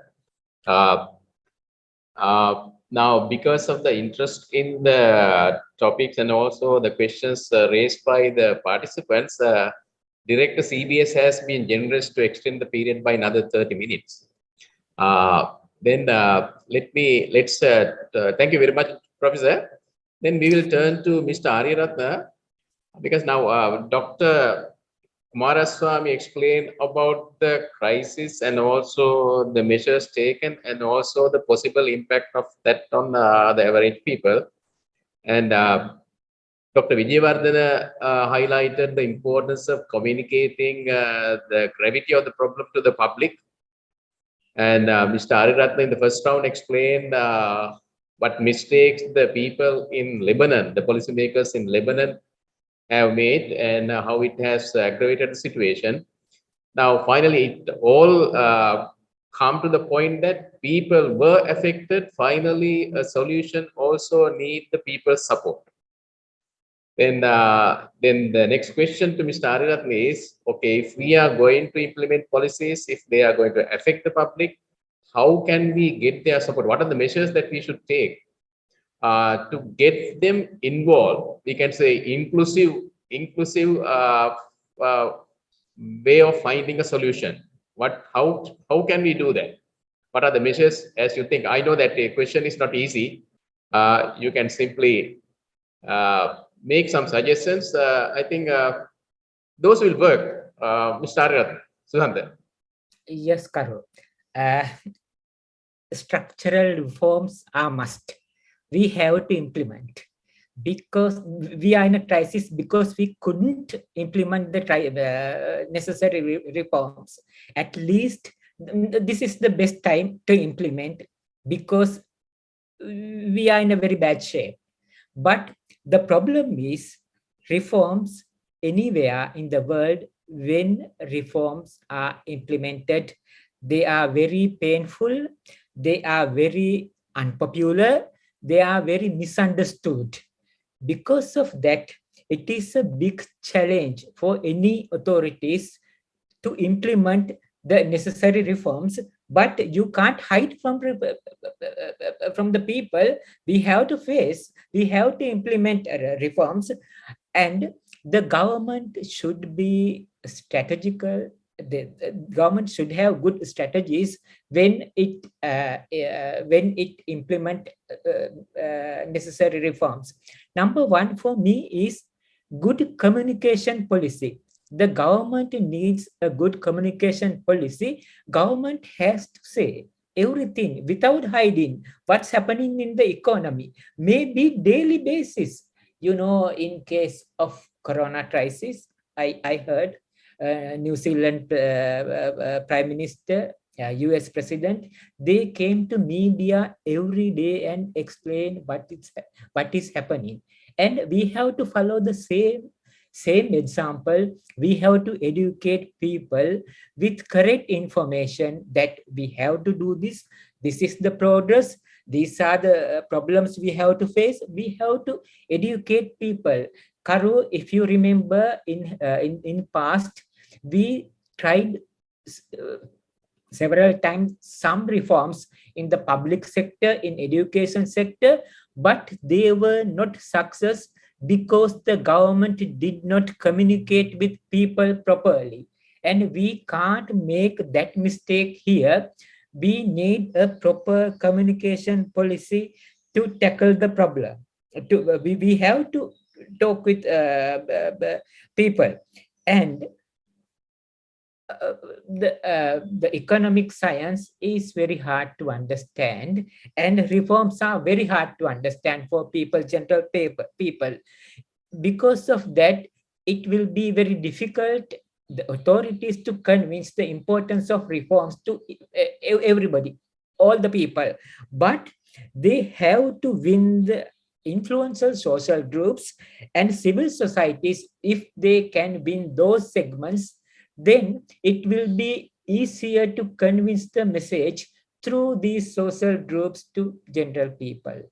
And Aragalaya people, these youth, should also be must be a part of this communication. Authorities should talk with them. The platform should be open for them because they are a part of civil society. And the other thing is, it is not just the responsibility of the government, authorities. It is the responsibility of media institutions. They should study first sometimes the gravity of the problem when they talk, when they present their ideas, and they must meet correct people in their news forecast when they talk about the reforms. Usually the people in past years, they interviewed were Dan Priyasad, Namal Kumara, Ittaya Kande, Magal Kande, Ravana Balakaya. Those are not the people to submit these questions. The questions, if media people have, should be submitted to proper people, and those media people have a job to perform here. And communication policy, good communication policy can win the most of the obstacle that will be met in the future if it is handled properly. And the other thing is, other thing to win people's heart is, for this country, it is true, we need economic reforms very badly. And we need political reforms also. And if we can implement those two reforms hand by hand, simultaneously, then people will be happy, because people may ask, why should we pay? Why? Because don't you bring reforms to the political community? And not the general people, all the people have to pay the price of reforms. And if the government is clever enough to implement economic reforms with political reforms, the general people will accept economic reforms as a part of the game. And it can be a good strategy, because most of the people are unhappy with prevailing political culture. And the other thing is, the next strategy must be, and yes, reforms, economic reforms will be very painful to the society, and there will be victims, poorest of the poor people. And it is the responsibility of the government to take care of these people. Otherwise, people will uprise and everything will be ruined. And it is the responsibility of the government and even civil society to take care of these people, poorest of poor people, who will be the victims, the temporary victims, because they will be benefited in a future date, but they will not understand that. Because of that, it is the responsibility of the government and also the civil society to take care of these poor people. Otherwise, all the effort will not be successful. Okay, Karu, that is my answer. Thank you very much, Susantha. The concern that you raised will be addressed by Dr. Coomaraswamy. We have a question for that. Before that, I think you highlighted a very nice point. That is, it is in line with Dr. Wijewardena's idea also, because as you said, those people who are going to convey this message to the general public should be conversant about the subject that they talk about. And also they should be very much careful in selecting the audience. And also they should preserve the professional ethics. Because sometimes we see the media is touching the very catchy and popular titles and the areas rather than talking about the crux of the problem. So that is your message. Then we can turn to Dr. Coomaraswamy, sir. Now, whenever we introduce reforms, whatever the measures we take, finally, it is the vulnerable groups, the poorest people are going to be affected, and whatever the policy is taken, it will be a responsibility of the policymakers to look at those vulnerable groups. And if you look at the World Bank measures also, they also focus on that primarily. Then, sir, what are the measures that we should implement to protect these vulnerable groups if we are going for these structural changes that are must actually? Bindu, I hope you will allow a small diversion before I answer your question. I want to pick up something that Professor Tennakoon said. You know, he said he told you that he hoped that you won't be asking him the same questions in 15 years' time. Now, I must tell you that in the 1980s, I was Minister Ronnie DeMel's bag carrier. I used to go around with him and listen to all his speeches. And I found that when I was in the central bank between 2016 and 2019, I was saying the same things that he was. The problems were the same, the solutions were the same, and we hadn't got anything done. So, it was Einstein who said that if you do the same thing again and again and expect different outcomes, that is the definition of insanity. So I think we need to become sane now and really get these things done. So that's one point. To answer your question, in the short term, as I was saying in my earlier presentation, I think cash transfers are the answer, because the system of subsidies we've had, have tended to benefit the well-off more than they did the vulnerable, and B, they distort relative prices. So cash transfers is, I think, the way forward, and the World Bank has already made some money available. So we need to do that very quickly. In fact, I think when one goes in for a major reform program like this, the cash transfers should be pushed out upfront so that the vulnerable are protected from the outset of the reforms. So that's one. And ideally, if we can get this digital ID that we've been working on going, we can, reduce the leakages significantly, as the Indians have found with their Aadhaar scheme. The other point to make is, as far as cash transfers is concerned, this is something that Dr. Hans Wijewardena told me just the other day, because he's responsible for working on this digital ID.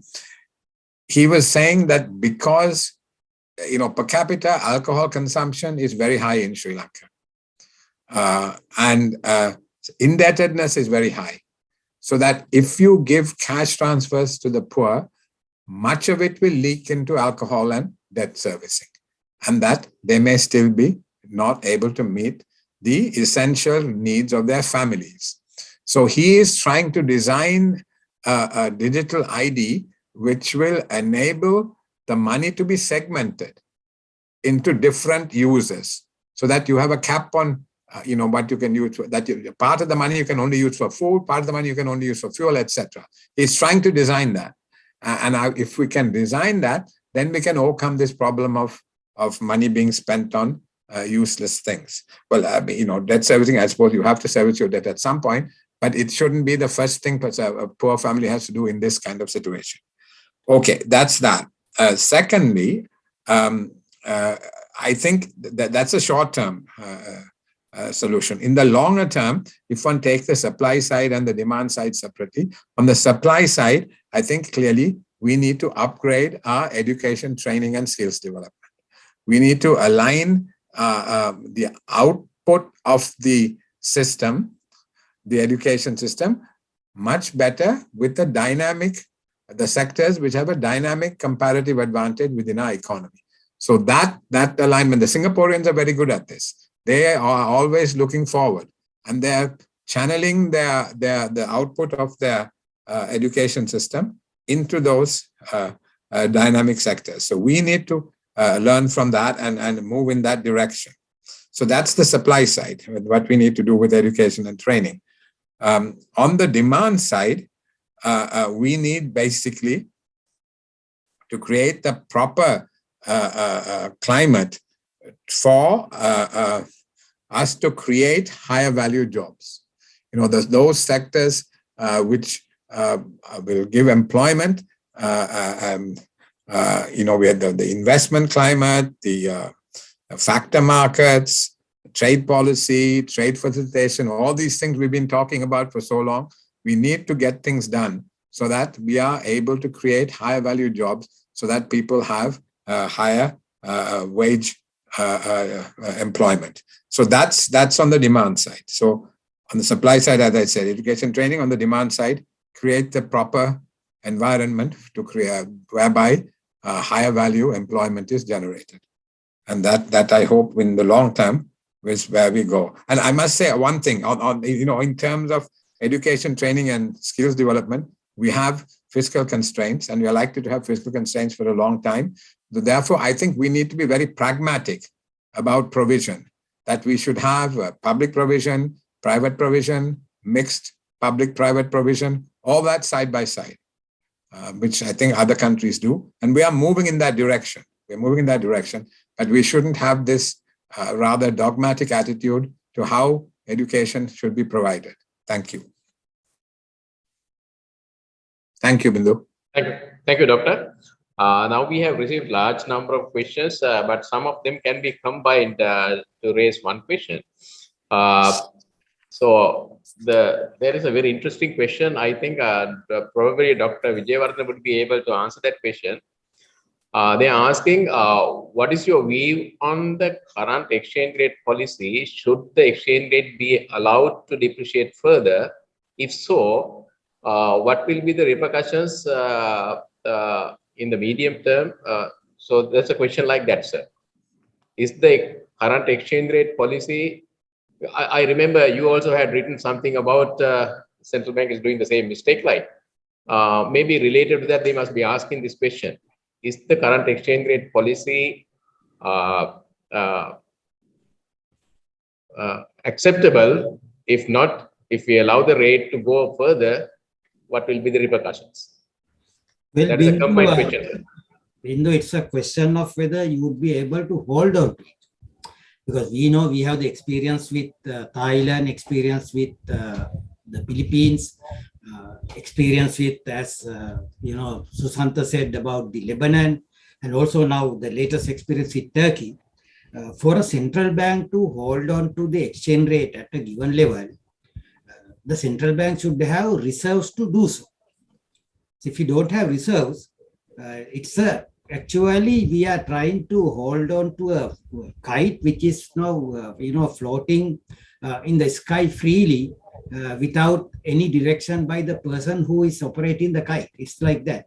If you take the present central bank's position, we don't have any usable foreign exchange reserves with the central bank. On top of that, the foreign exchange position of the central bank is negative, and the negative level started from May 2021. It's now negative as at the end of March. It's $4.4 billion US dollars. It is negative, and the total debt of the central bank is about $6 billion US dollars. So when you have a negative foreign exchange position with the central bank cannot fix the rate. And we have already lost the battle with the exchange rate, and what we have to do now is to allow the exchange rate to fall to whatever the realistic level that the rate will take. And finally, from that position onwards, we'll have to rebuild the central bank's ability to manage the exchange rate. Even though the central bank says that it's a managed floating exchange rate, to manage it, there are no resources available in the central bank.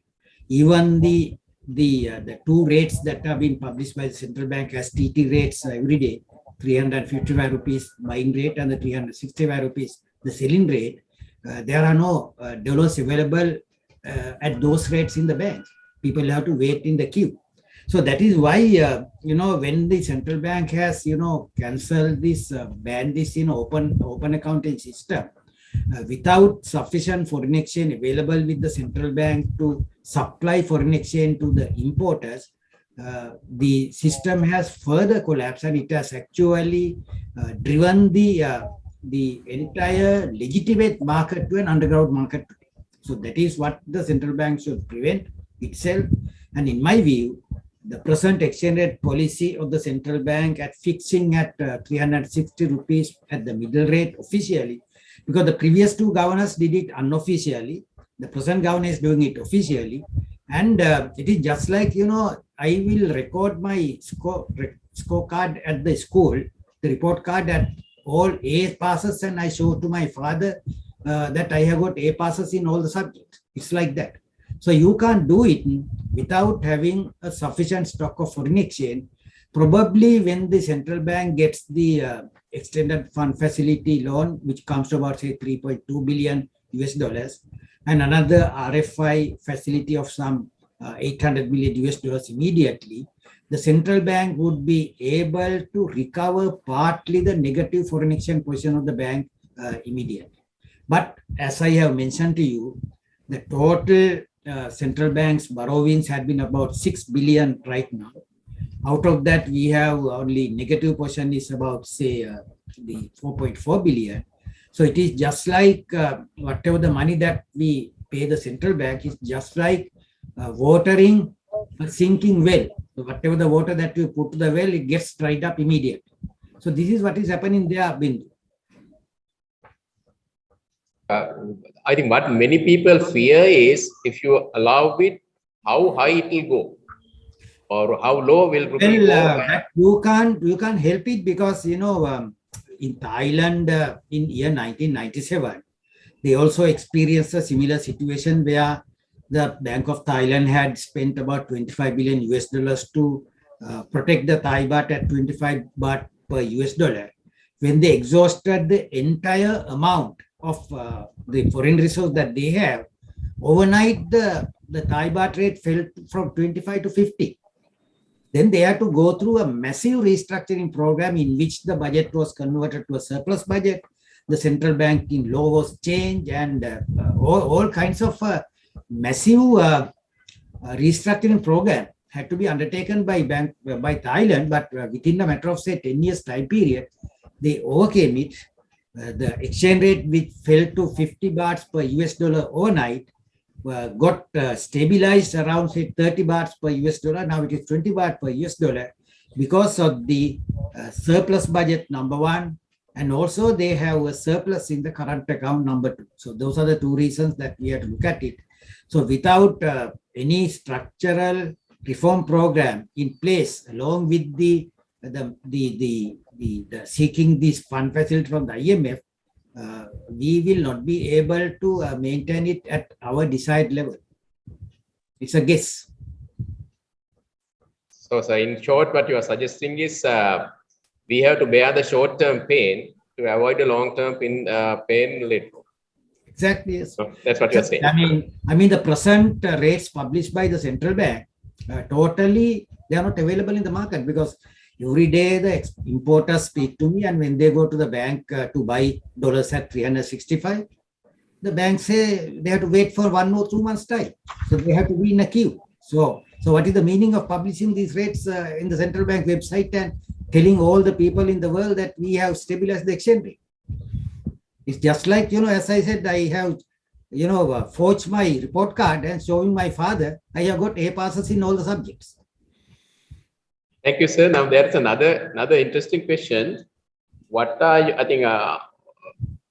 your recommendations for the private agents in production sectors, agriculture, industry, and services? They are simply asking, what is the message that you are going to give the business community? Both Dr. Wijewardena and Dr.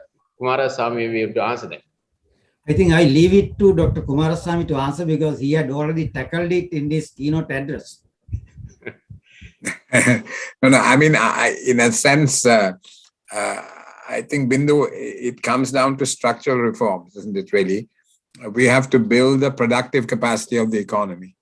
For a long time, we've subsidized imports, so we've subsidized foreign producers over domestic producers through the exchange rate, and the incentive to produce for it's much tougher to sell in the foreign markets, and so people tend to take the easy option and sell in the domestic market, which of course narrows our horizons in terms of growth and employment creation, narrows our horizons in terms of creating higher value employment. So this is what has been happening. So we need to really set up the right incentive structure one needs proper macroeconomic policies that don't misallocate resources. We need to do things like improving the business, as I mentioned earlier, business climate, investment, the business, reducing the cost of doing business, improving the investment climate, strengthening factor markets, trade agreements. Everybody in the world is doing trade agreements.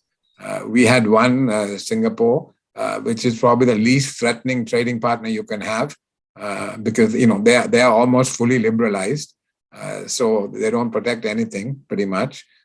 So we could sell into their market, and their cost structure is so much higher. I was shocked. I was at a meeting when the GMOA representatives came and said that if services are open, services are not opened up, by the way, in the Singapore agreement, but they said that if services were opened up, that Singaporean doctors would come and practice in Sri Lanka. Now, if you look at the per capita income of Singapore and the per capita income of Sri Lanka, The chances of a Singaporean doctor giving up the chance of earning what he can in Singapore and coming to Sri Lanka, I mean, that is lunacy. I mean, to make that point, it does not make any sense at all. But that's the kind of thinking we have, which we have to get over. So we have to, as I said, put in the right policies, make the economy competitive. One point I should make. Because of our demographic trends, it's going to be very difficult to drive growth through labor augmentation, right? When you're at a lower level of growth, level of development, you drive growth by just adding people to the labor market. Now, we have got to the point in terms of our demographic trend that it's going to be more difficult to do that. Of course, we can increase female participation, increase the retirement age, etc. But generally, we are reaching a point where the population is aging. And once you can't just drive growth through labor augmentation, you have to increase productivity. You have to have innovation. You have to have research and development, etc. So we have to create the environment to drive productivity up. So we can't take the lazy option of just adding people, to the labor force. We have to increase productivity, which we have not been very good at doing. So what am I saying? I've gone all over the place. So essentially improve the productive capacity of the economy, starting from factor markets through to the business climate, through to trade agreements and trade facilitation, through to getting education and training and skills development lined up to support higher productivity in the economy. So we need to do all these things. It's not easy, but this is what the successful countries have done. Thank you. There is another question. Had all historical decisions related to borrowing internationally been done only by the government? Had the government done that with the central bank? Who is going to answer that question? Well, because I had recent experience, I suppose I should take responsibility for that. Essentially, one must remember that when it comes to debt management, the government is the principal. The central bank is the agent. So the government's borrowing requirement actually comes out of the appropriation bill and parliament. Then, a decision is made as to how much of it will be foreign borrowing. And within that, the central bank has the responsibility for raising money as cheaply as possible from abroad. So in a sense, the monetary board, in carrying out the agency function, does take decisions in terms of how the foreign borrowing can be done. But it's done very much in consultation with the ministry. The ministry, the Treasury Operations Department has the final say because, as I said, the central bank is only the agent in terms of this function. But it's done in close consultation with the ministry. I don't know whether Vijay, whether you have anything to add or correct me on any of that. Thanks. I think the debt management is not a responsibility of the central bank. It's actually what the central bank can do is to give its advice. The debt management has to be done by the Minister of Finance, and the Minister of Finance is responsible for the country's debt. Central bank is responsible only to the extent the debt being contracted by the government is having some impact on the monetary policy of the central bank. Well, to that extent, the central bank can, make the recommendations to the government, but the debt management, debt restructuring is a matter for the Ministry of Finance to take it, and it's the responsibility of the new Minister of Finance. So we hope that the new Minister of Finance will, stand up to his, responsibility now. There is another question directed to Dr. Coomaraswamy directly. Even the name is written. Do you agree? Do you foresee the IMF agreeing to a program in short run? Are we doing enough as of now to introduce macro stability? I think we are certainly doing a number of things right in terms of moving towards macro stability, as several of the speakers have pointed out. It is not impossible that we can reach a staff level agreement, within the, say, next 4 or 5 weeks. So that means that there is agreement between the government and the IMF staff on the content of the IMF program. But as I said, usually a few weeks after that, the IMF staff will take that agreement to the IMF board to get approval and for the money to be disbursed.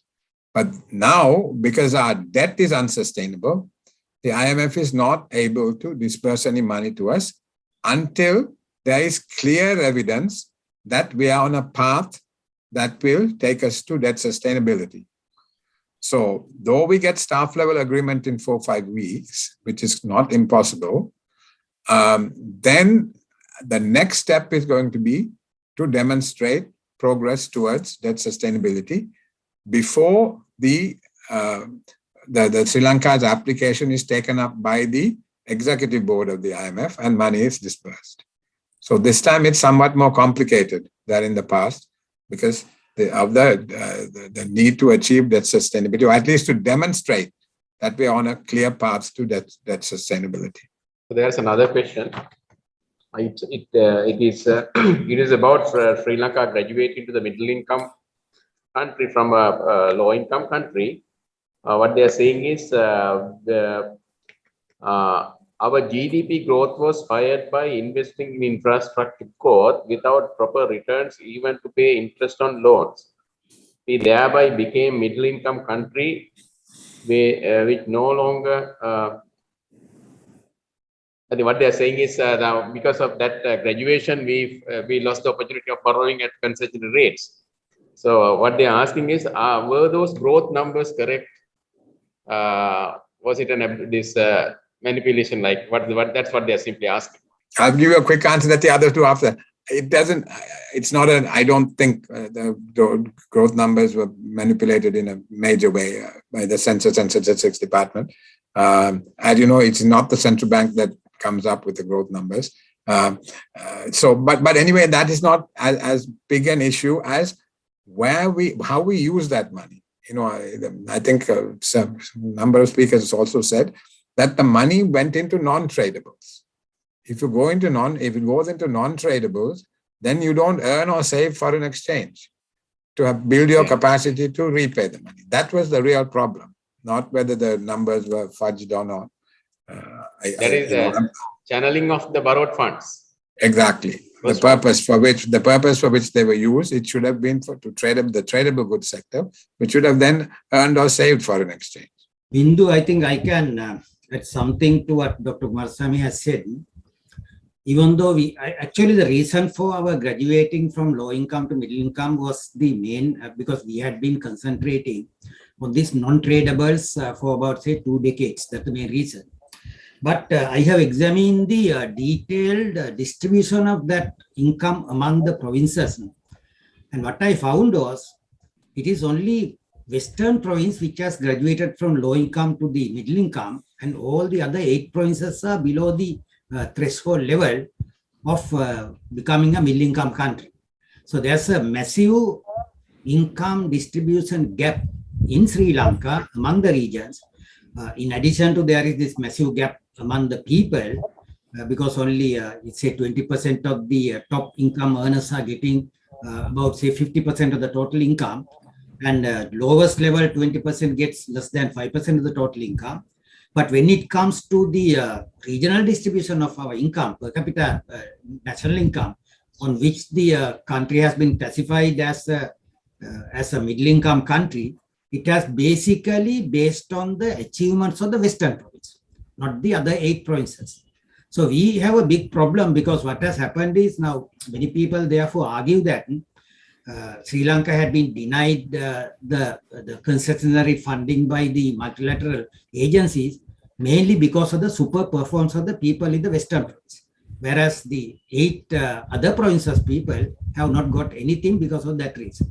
So we have to look at these numbers, more effectively, because actually I have presented this at a seminar at the World Bank when they presented the Sri Lanka Development Update in 2018. I made this point to the World Bank people, saying that whenever they just get the aggregate number and classify a country as a middle income or a low income or higher middle income, without looking at the regional distribution of income as well as the individual distribution of income, they are doing a great disservice to the majority of the people, because we don't get the concessionary funding as a result of the super performance of some people in the country. Now we have left it around another 15 minutes. Now we can offer the opportunity for each panelist to use 3 minutes each for their final message. Can we start with Dr. Coomaraswamy? Well, I've been talking a lot. I'll be quick. I think, we all know that this is an unprecedented crisis for the country. I think we are beginning to see light at the end of the tunnel. The fact that the government is moving towards an agreement with the IMF, and it has initiated some debt restructuring. It's going to be complicated, the debt restructuring for sure, but we have started on that path. But I must tell you, my concern is that we never do the structural reforms. The structural reforms are more difficult. They have a longer gestation period. Some of them go beyond one political cycle, so that we don't do it. And one of the reasons why we've had 16 programs, as I said, is that once we embark upon an IMF program, the stabilization part, we usually do it at least for a period. Until the elections come, at least we do, and we have some degree of stabilization of the economy. But these IMF programs, by definition, are intended to compress demand. They are there because, we are basically living beyond our means in terms of, as reflected, in the prices, or as it's reflected in the current account or the balance of payments. So they are intended to compress demand and to slow down growth. So to counteract that, you have to increase the growth impetus in the economy. And that can only be done through structural reforms. So we never do that, right? We just do the stabilization, and then we, abandon the program and move on. And a few years later, we are back to square one because we haven't strengthened the productive capacity of the economy. So this time around, as I said, we are starting at a much lower base in terms of growth and also the security of employment. So if we don't do the structural reform, we are going to have, massive contraction of the economy and large-scale unemployment, which is going to be a serious, serious problem, socially and politically. Okay, thank you. Dr. Wijewardena? Yeah, thank you, Bindu. I think the purpose of this particular meeting is the ex-central bankers will have to talk to the present central bankers. So the message that I would like to give to the present central bankers is, I agree with Dr. Coomaraswamy that the structural reform should be necessary, but I would actually further amplify it for the benefit of the present central bankers, because the IMF is necessary but not sufficient for Sri Lanka to get out of this crisis. Main reason is IMF will help us to come back to the stability in the macroeconomic sector, specifically the financial sector in the macroeconomy, because they will help us to overcome the balance of payments crisis. They will help us to overcome the debt crisis. They will help us to overcome the exchange rate crisis. They will help us to overcome the domestic inflation crisis, which are all coming from the financial sector. And everybody knows that the financial sector is just an imagination in our head. That is why when the things go wrong, it melts down, and all of us, overnight we become, paupers. So because of this reason, what matters to us is not the development of the financial sector. It is necessary, the development of the real sector, which should come from the hard work that we all should put into our enterprises. Because I think this was, told by Dr. Goken Sri, the first finance minister of the of Singapore, when he defended the currency board system in Singapore, that the prosperity doesn't come from the central bank credit. Prosperity comes from the hard work being done by the Singaporeans, the students at schools, undergraduates at universities, and the workers in workplaces. So this is exactly what we have to do, and that is where we have to improve the productivity level, because our productivity level is very low in Sri Lanka compared to other countries. So for that purpose, we have to introduce new technology, and then we have to introduce take Sri Lanka, because we are still in the second industrial revolution, and the world is now in the fourth industrial revolution. So we have to leapfrog to fourth industrial revolution from the second, bypassing the third one. For that purpose, I suggest that the present central bank management should impress upon the government to come up with a roadmap in which Sri Lanka would be delivered to the fourth industrial revolution within a matter of, say, another 15 to 20 year time period, because it cannot be done overnight like this organic farming that was introduced by the previous government. We have to have a period of economic stability for a period of about, say, 15 to 20 years. And there must be a roadmap of 10 years in the first instance, and then it should be extended for the 10-year time period to enable Sri Lanka to join the fourth industrial revolution. But unfortunately, by that time, there will be fifth industrial revolution, and we may be just, going behind that. But we can take some examples from Vietnam, because Vietnam in year 2020 introduced a roadmap, a 10-year roadmap to make Vietnam compliant with the requirements of the fourth industrial revolution by year 2030. And they had actually covered in their roadmap not only the industrial sector with high technology, they had covered it in the education sector, health sector, hospitality sector, and all the services which Vietnamese people will produce for the rest of the world. So we are concentrating on the merchandise goods in Sri Lanka. We have neglected the need for developing the services sector in Sri Lanka. So my advice is that the government should, along with the IMF facility, which will enable Sri Lanka to overcome the financial sector issue, should go for a medium to long-term development program to develop the real estate sector, because ultimately it is not these 5,000 rupee notes that we get that would feed us. It is the rice that we eat that will feed us. That has been kept in our mind. Professor Tennakoon? Yes. I agree with Dr. Wijewardena that IMF type program is necessary but not sufficient. So many people are comparing the case of Singapore with Sri Lanka's. Singapore's success is not, in my view, not just due to having a currency board. That is mainly because the fiscal sector was able to maintain a surplus. If not that, the currency board in the Singapore would have failed. And that surplus was sufficient not only to maintain the currency board system, but also to have a separate government-owned fund. So they were saving more. So coming back to Sri Lanka, so as Dr. Coomaraswamy correctly mentioned, so we have an issue of government borrowing from abroad and investing in non-tradables. That is something to be addressed by the government. But I think central bank also can do something to counter that. Central bank has been, say, managing the overall balance. So when there are inflows to the financial accounts, the current account was allowed to go negative as long as there's an overall, say, neutral BOP.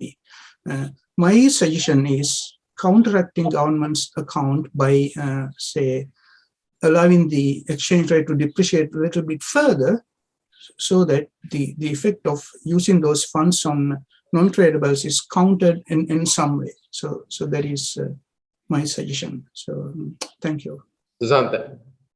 Yes, Bindu. Bindu, crisis is like a new normal, because what happens in any country in a crisis period is it is high inflation, high depreciation of the currency, higher printing of the money, higher circulation of dollars among the public, higher taxes, higher incomes, higher expenses, higher prices for commodities. Everything is always higher. We are going to a new normal, new equilibrium.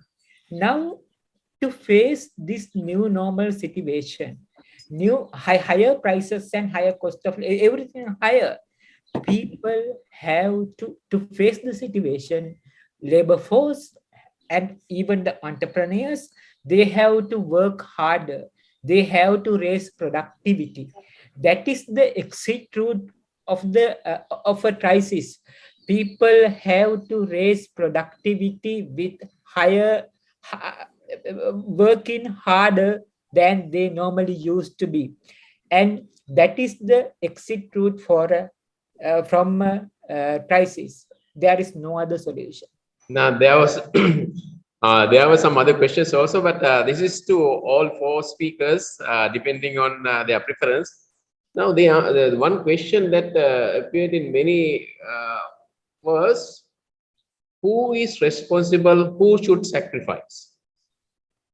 Who is responsible for the crisis? And if there are sacrifices to be made, who should sacrifice? Any common response for this one before we wind up?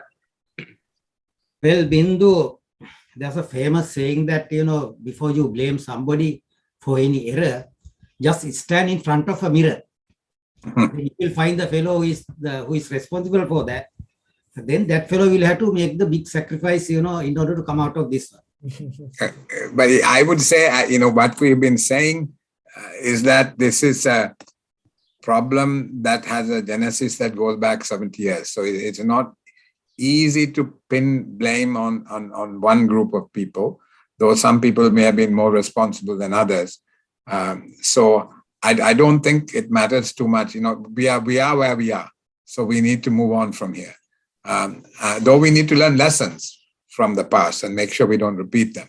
But what we need to do essentially is really, in terms of bearing the burden of adjustment, I think, it has to be distributed in a progressive way.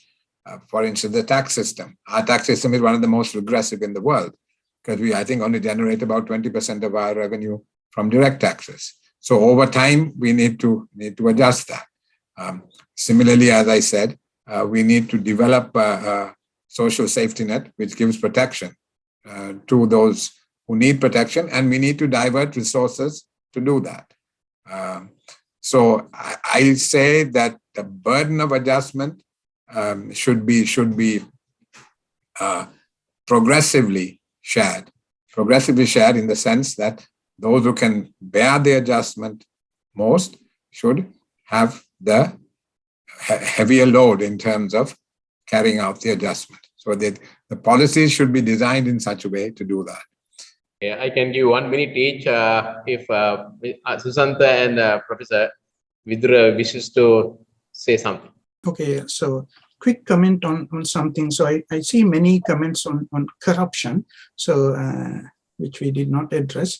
So I view corruption as a symptom, than a cause. So the symptom is government has too much authority. So what I mean is not the size of the government. So if I give it a quick answer. So usually in the US, most of the income sources are matched with expenditure sources. So there's not much room to use discretion on how to spend. So I think this is a possible solution to address corruption. So once you collect a certain tax, so tax on gases, law states how that money should be spent on which items, like road development or airport development or whatever. So just a quick comment. Susantha, 1 minute. Yes, maybe less than 1 minute. Bindu, we experienced tsunami, and now we experience a bigger tsunami of economic crisis. The difference is the tsunami was nature-made, and this is, I'm sure, man-made. It is almost everywhere. An economic crisis is a kind of crime. There are people who is responsible, but anyway, we have to think about future. Thank you very much for all the panelists. Now our director, CBS, Mrs. Dimuthu has some announcement, I think. Thank you, Mr. Karunatilake. Thank you very much. It was an interesting discussion today. So, good evening to all of you. I believe the past 2.5 hours was simply very much insightful and productive. So, at the conclusion of the event, let me take this opportunity to extend my sincere gratitude to all eminent speakers, Dr. Coomaraswamy, Dr. Wijewardena, Mr. Ariyaratne, Professor Tennakoon, and Mr. Karunatilake for their insightful thoughts and invaluable time spent today with us to add value to this important event. We heard these eminent speakers were analyzing different dimensions of the current crisis and presenting their suggestions to overcome the same. This, I should say, this was the sole objective of this webinar today, and I hope the audience too was able to enhance their understanding of the issues and to be aware of possible ways out. More importantly, I wish the policymakers and all the stakeholders in the economy can recognize these different viewpoints and suggestions when formulating the policies and acting responsibly to overcome the challenges that we face today. I wish to thank the governor and the top management of the central bank for supporting us to proceed with our proposal in conducting this webinar on a timely topic with the resource contributions of the former central bankers. And this is a very special webinar organized by the Center for Banking Studies to create a platform for ex-central bankers to make their viewpoints. The response of such initiatives is evident from the overwhelming participation. I must say that we have a large audience listening to this live event and more on live streaming Facebook as well. Also, we have received a large number of questions, but however, due to time constraints, we were not able to take all the questions. So I wish to thank all of you who participated and showed an interest in the webinar. And for the ones who missed it, it will be uploaded to the CBSL YouTube channel shortly. We are the Center for Banking Studies. We will be organizing similar public events in future as well. So please keep in touch with us. And thank you very much once again, and have a pleasant evening. Thank you. Thank you very much, Dimuthu. Thank you, sir. Thank you, Dimuthu. Thank you. Thank you. Thanks, sir. Thank you, everyone. Dimuthu, thank you very much for this opportunity. Thank you, Mr. All the best, Dimuthu, for your future enterprises. Thank you, sir. Thank you.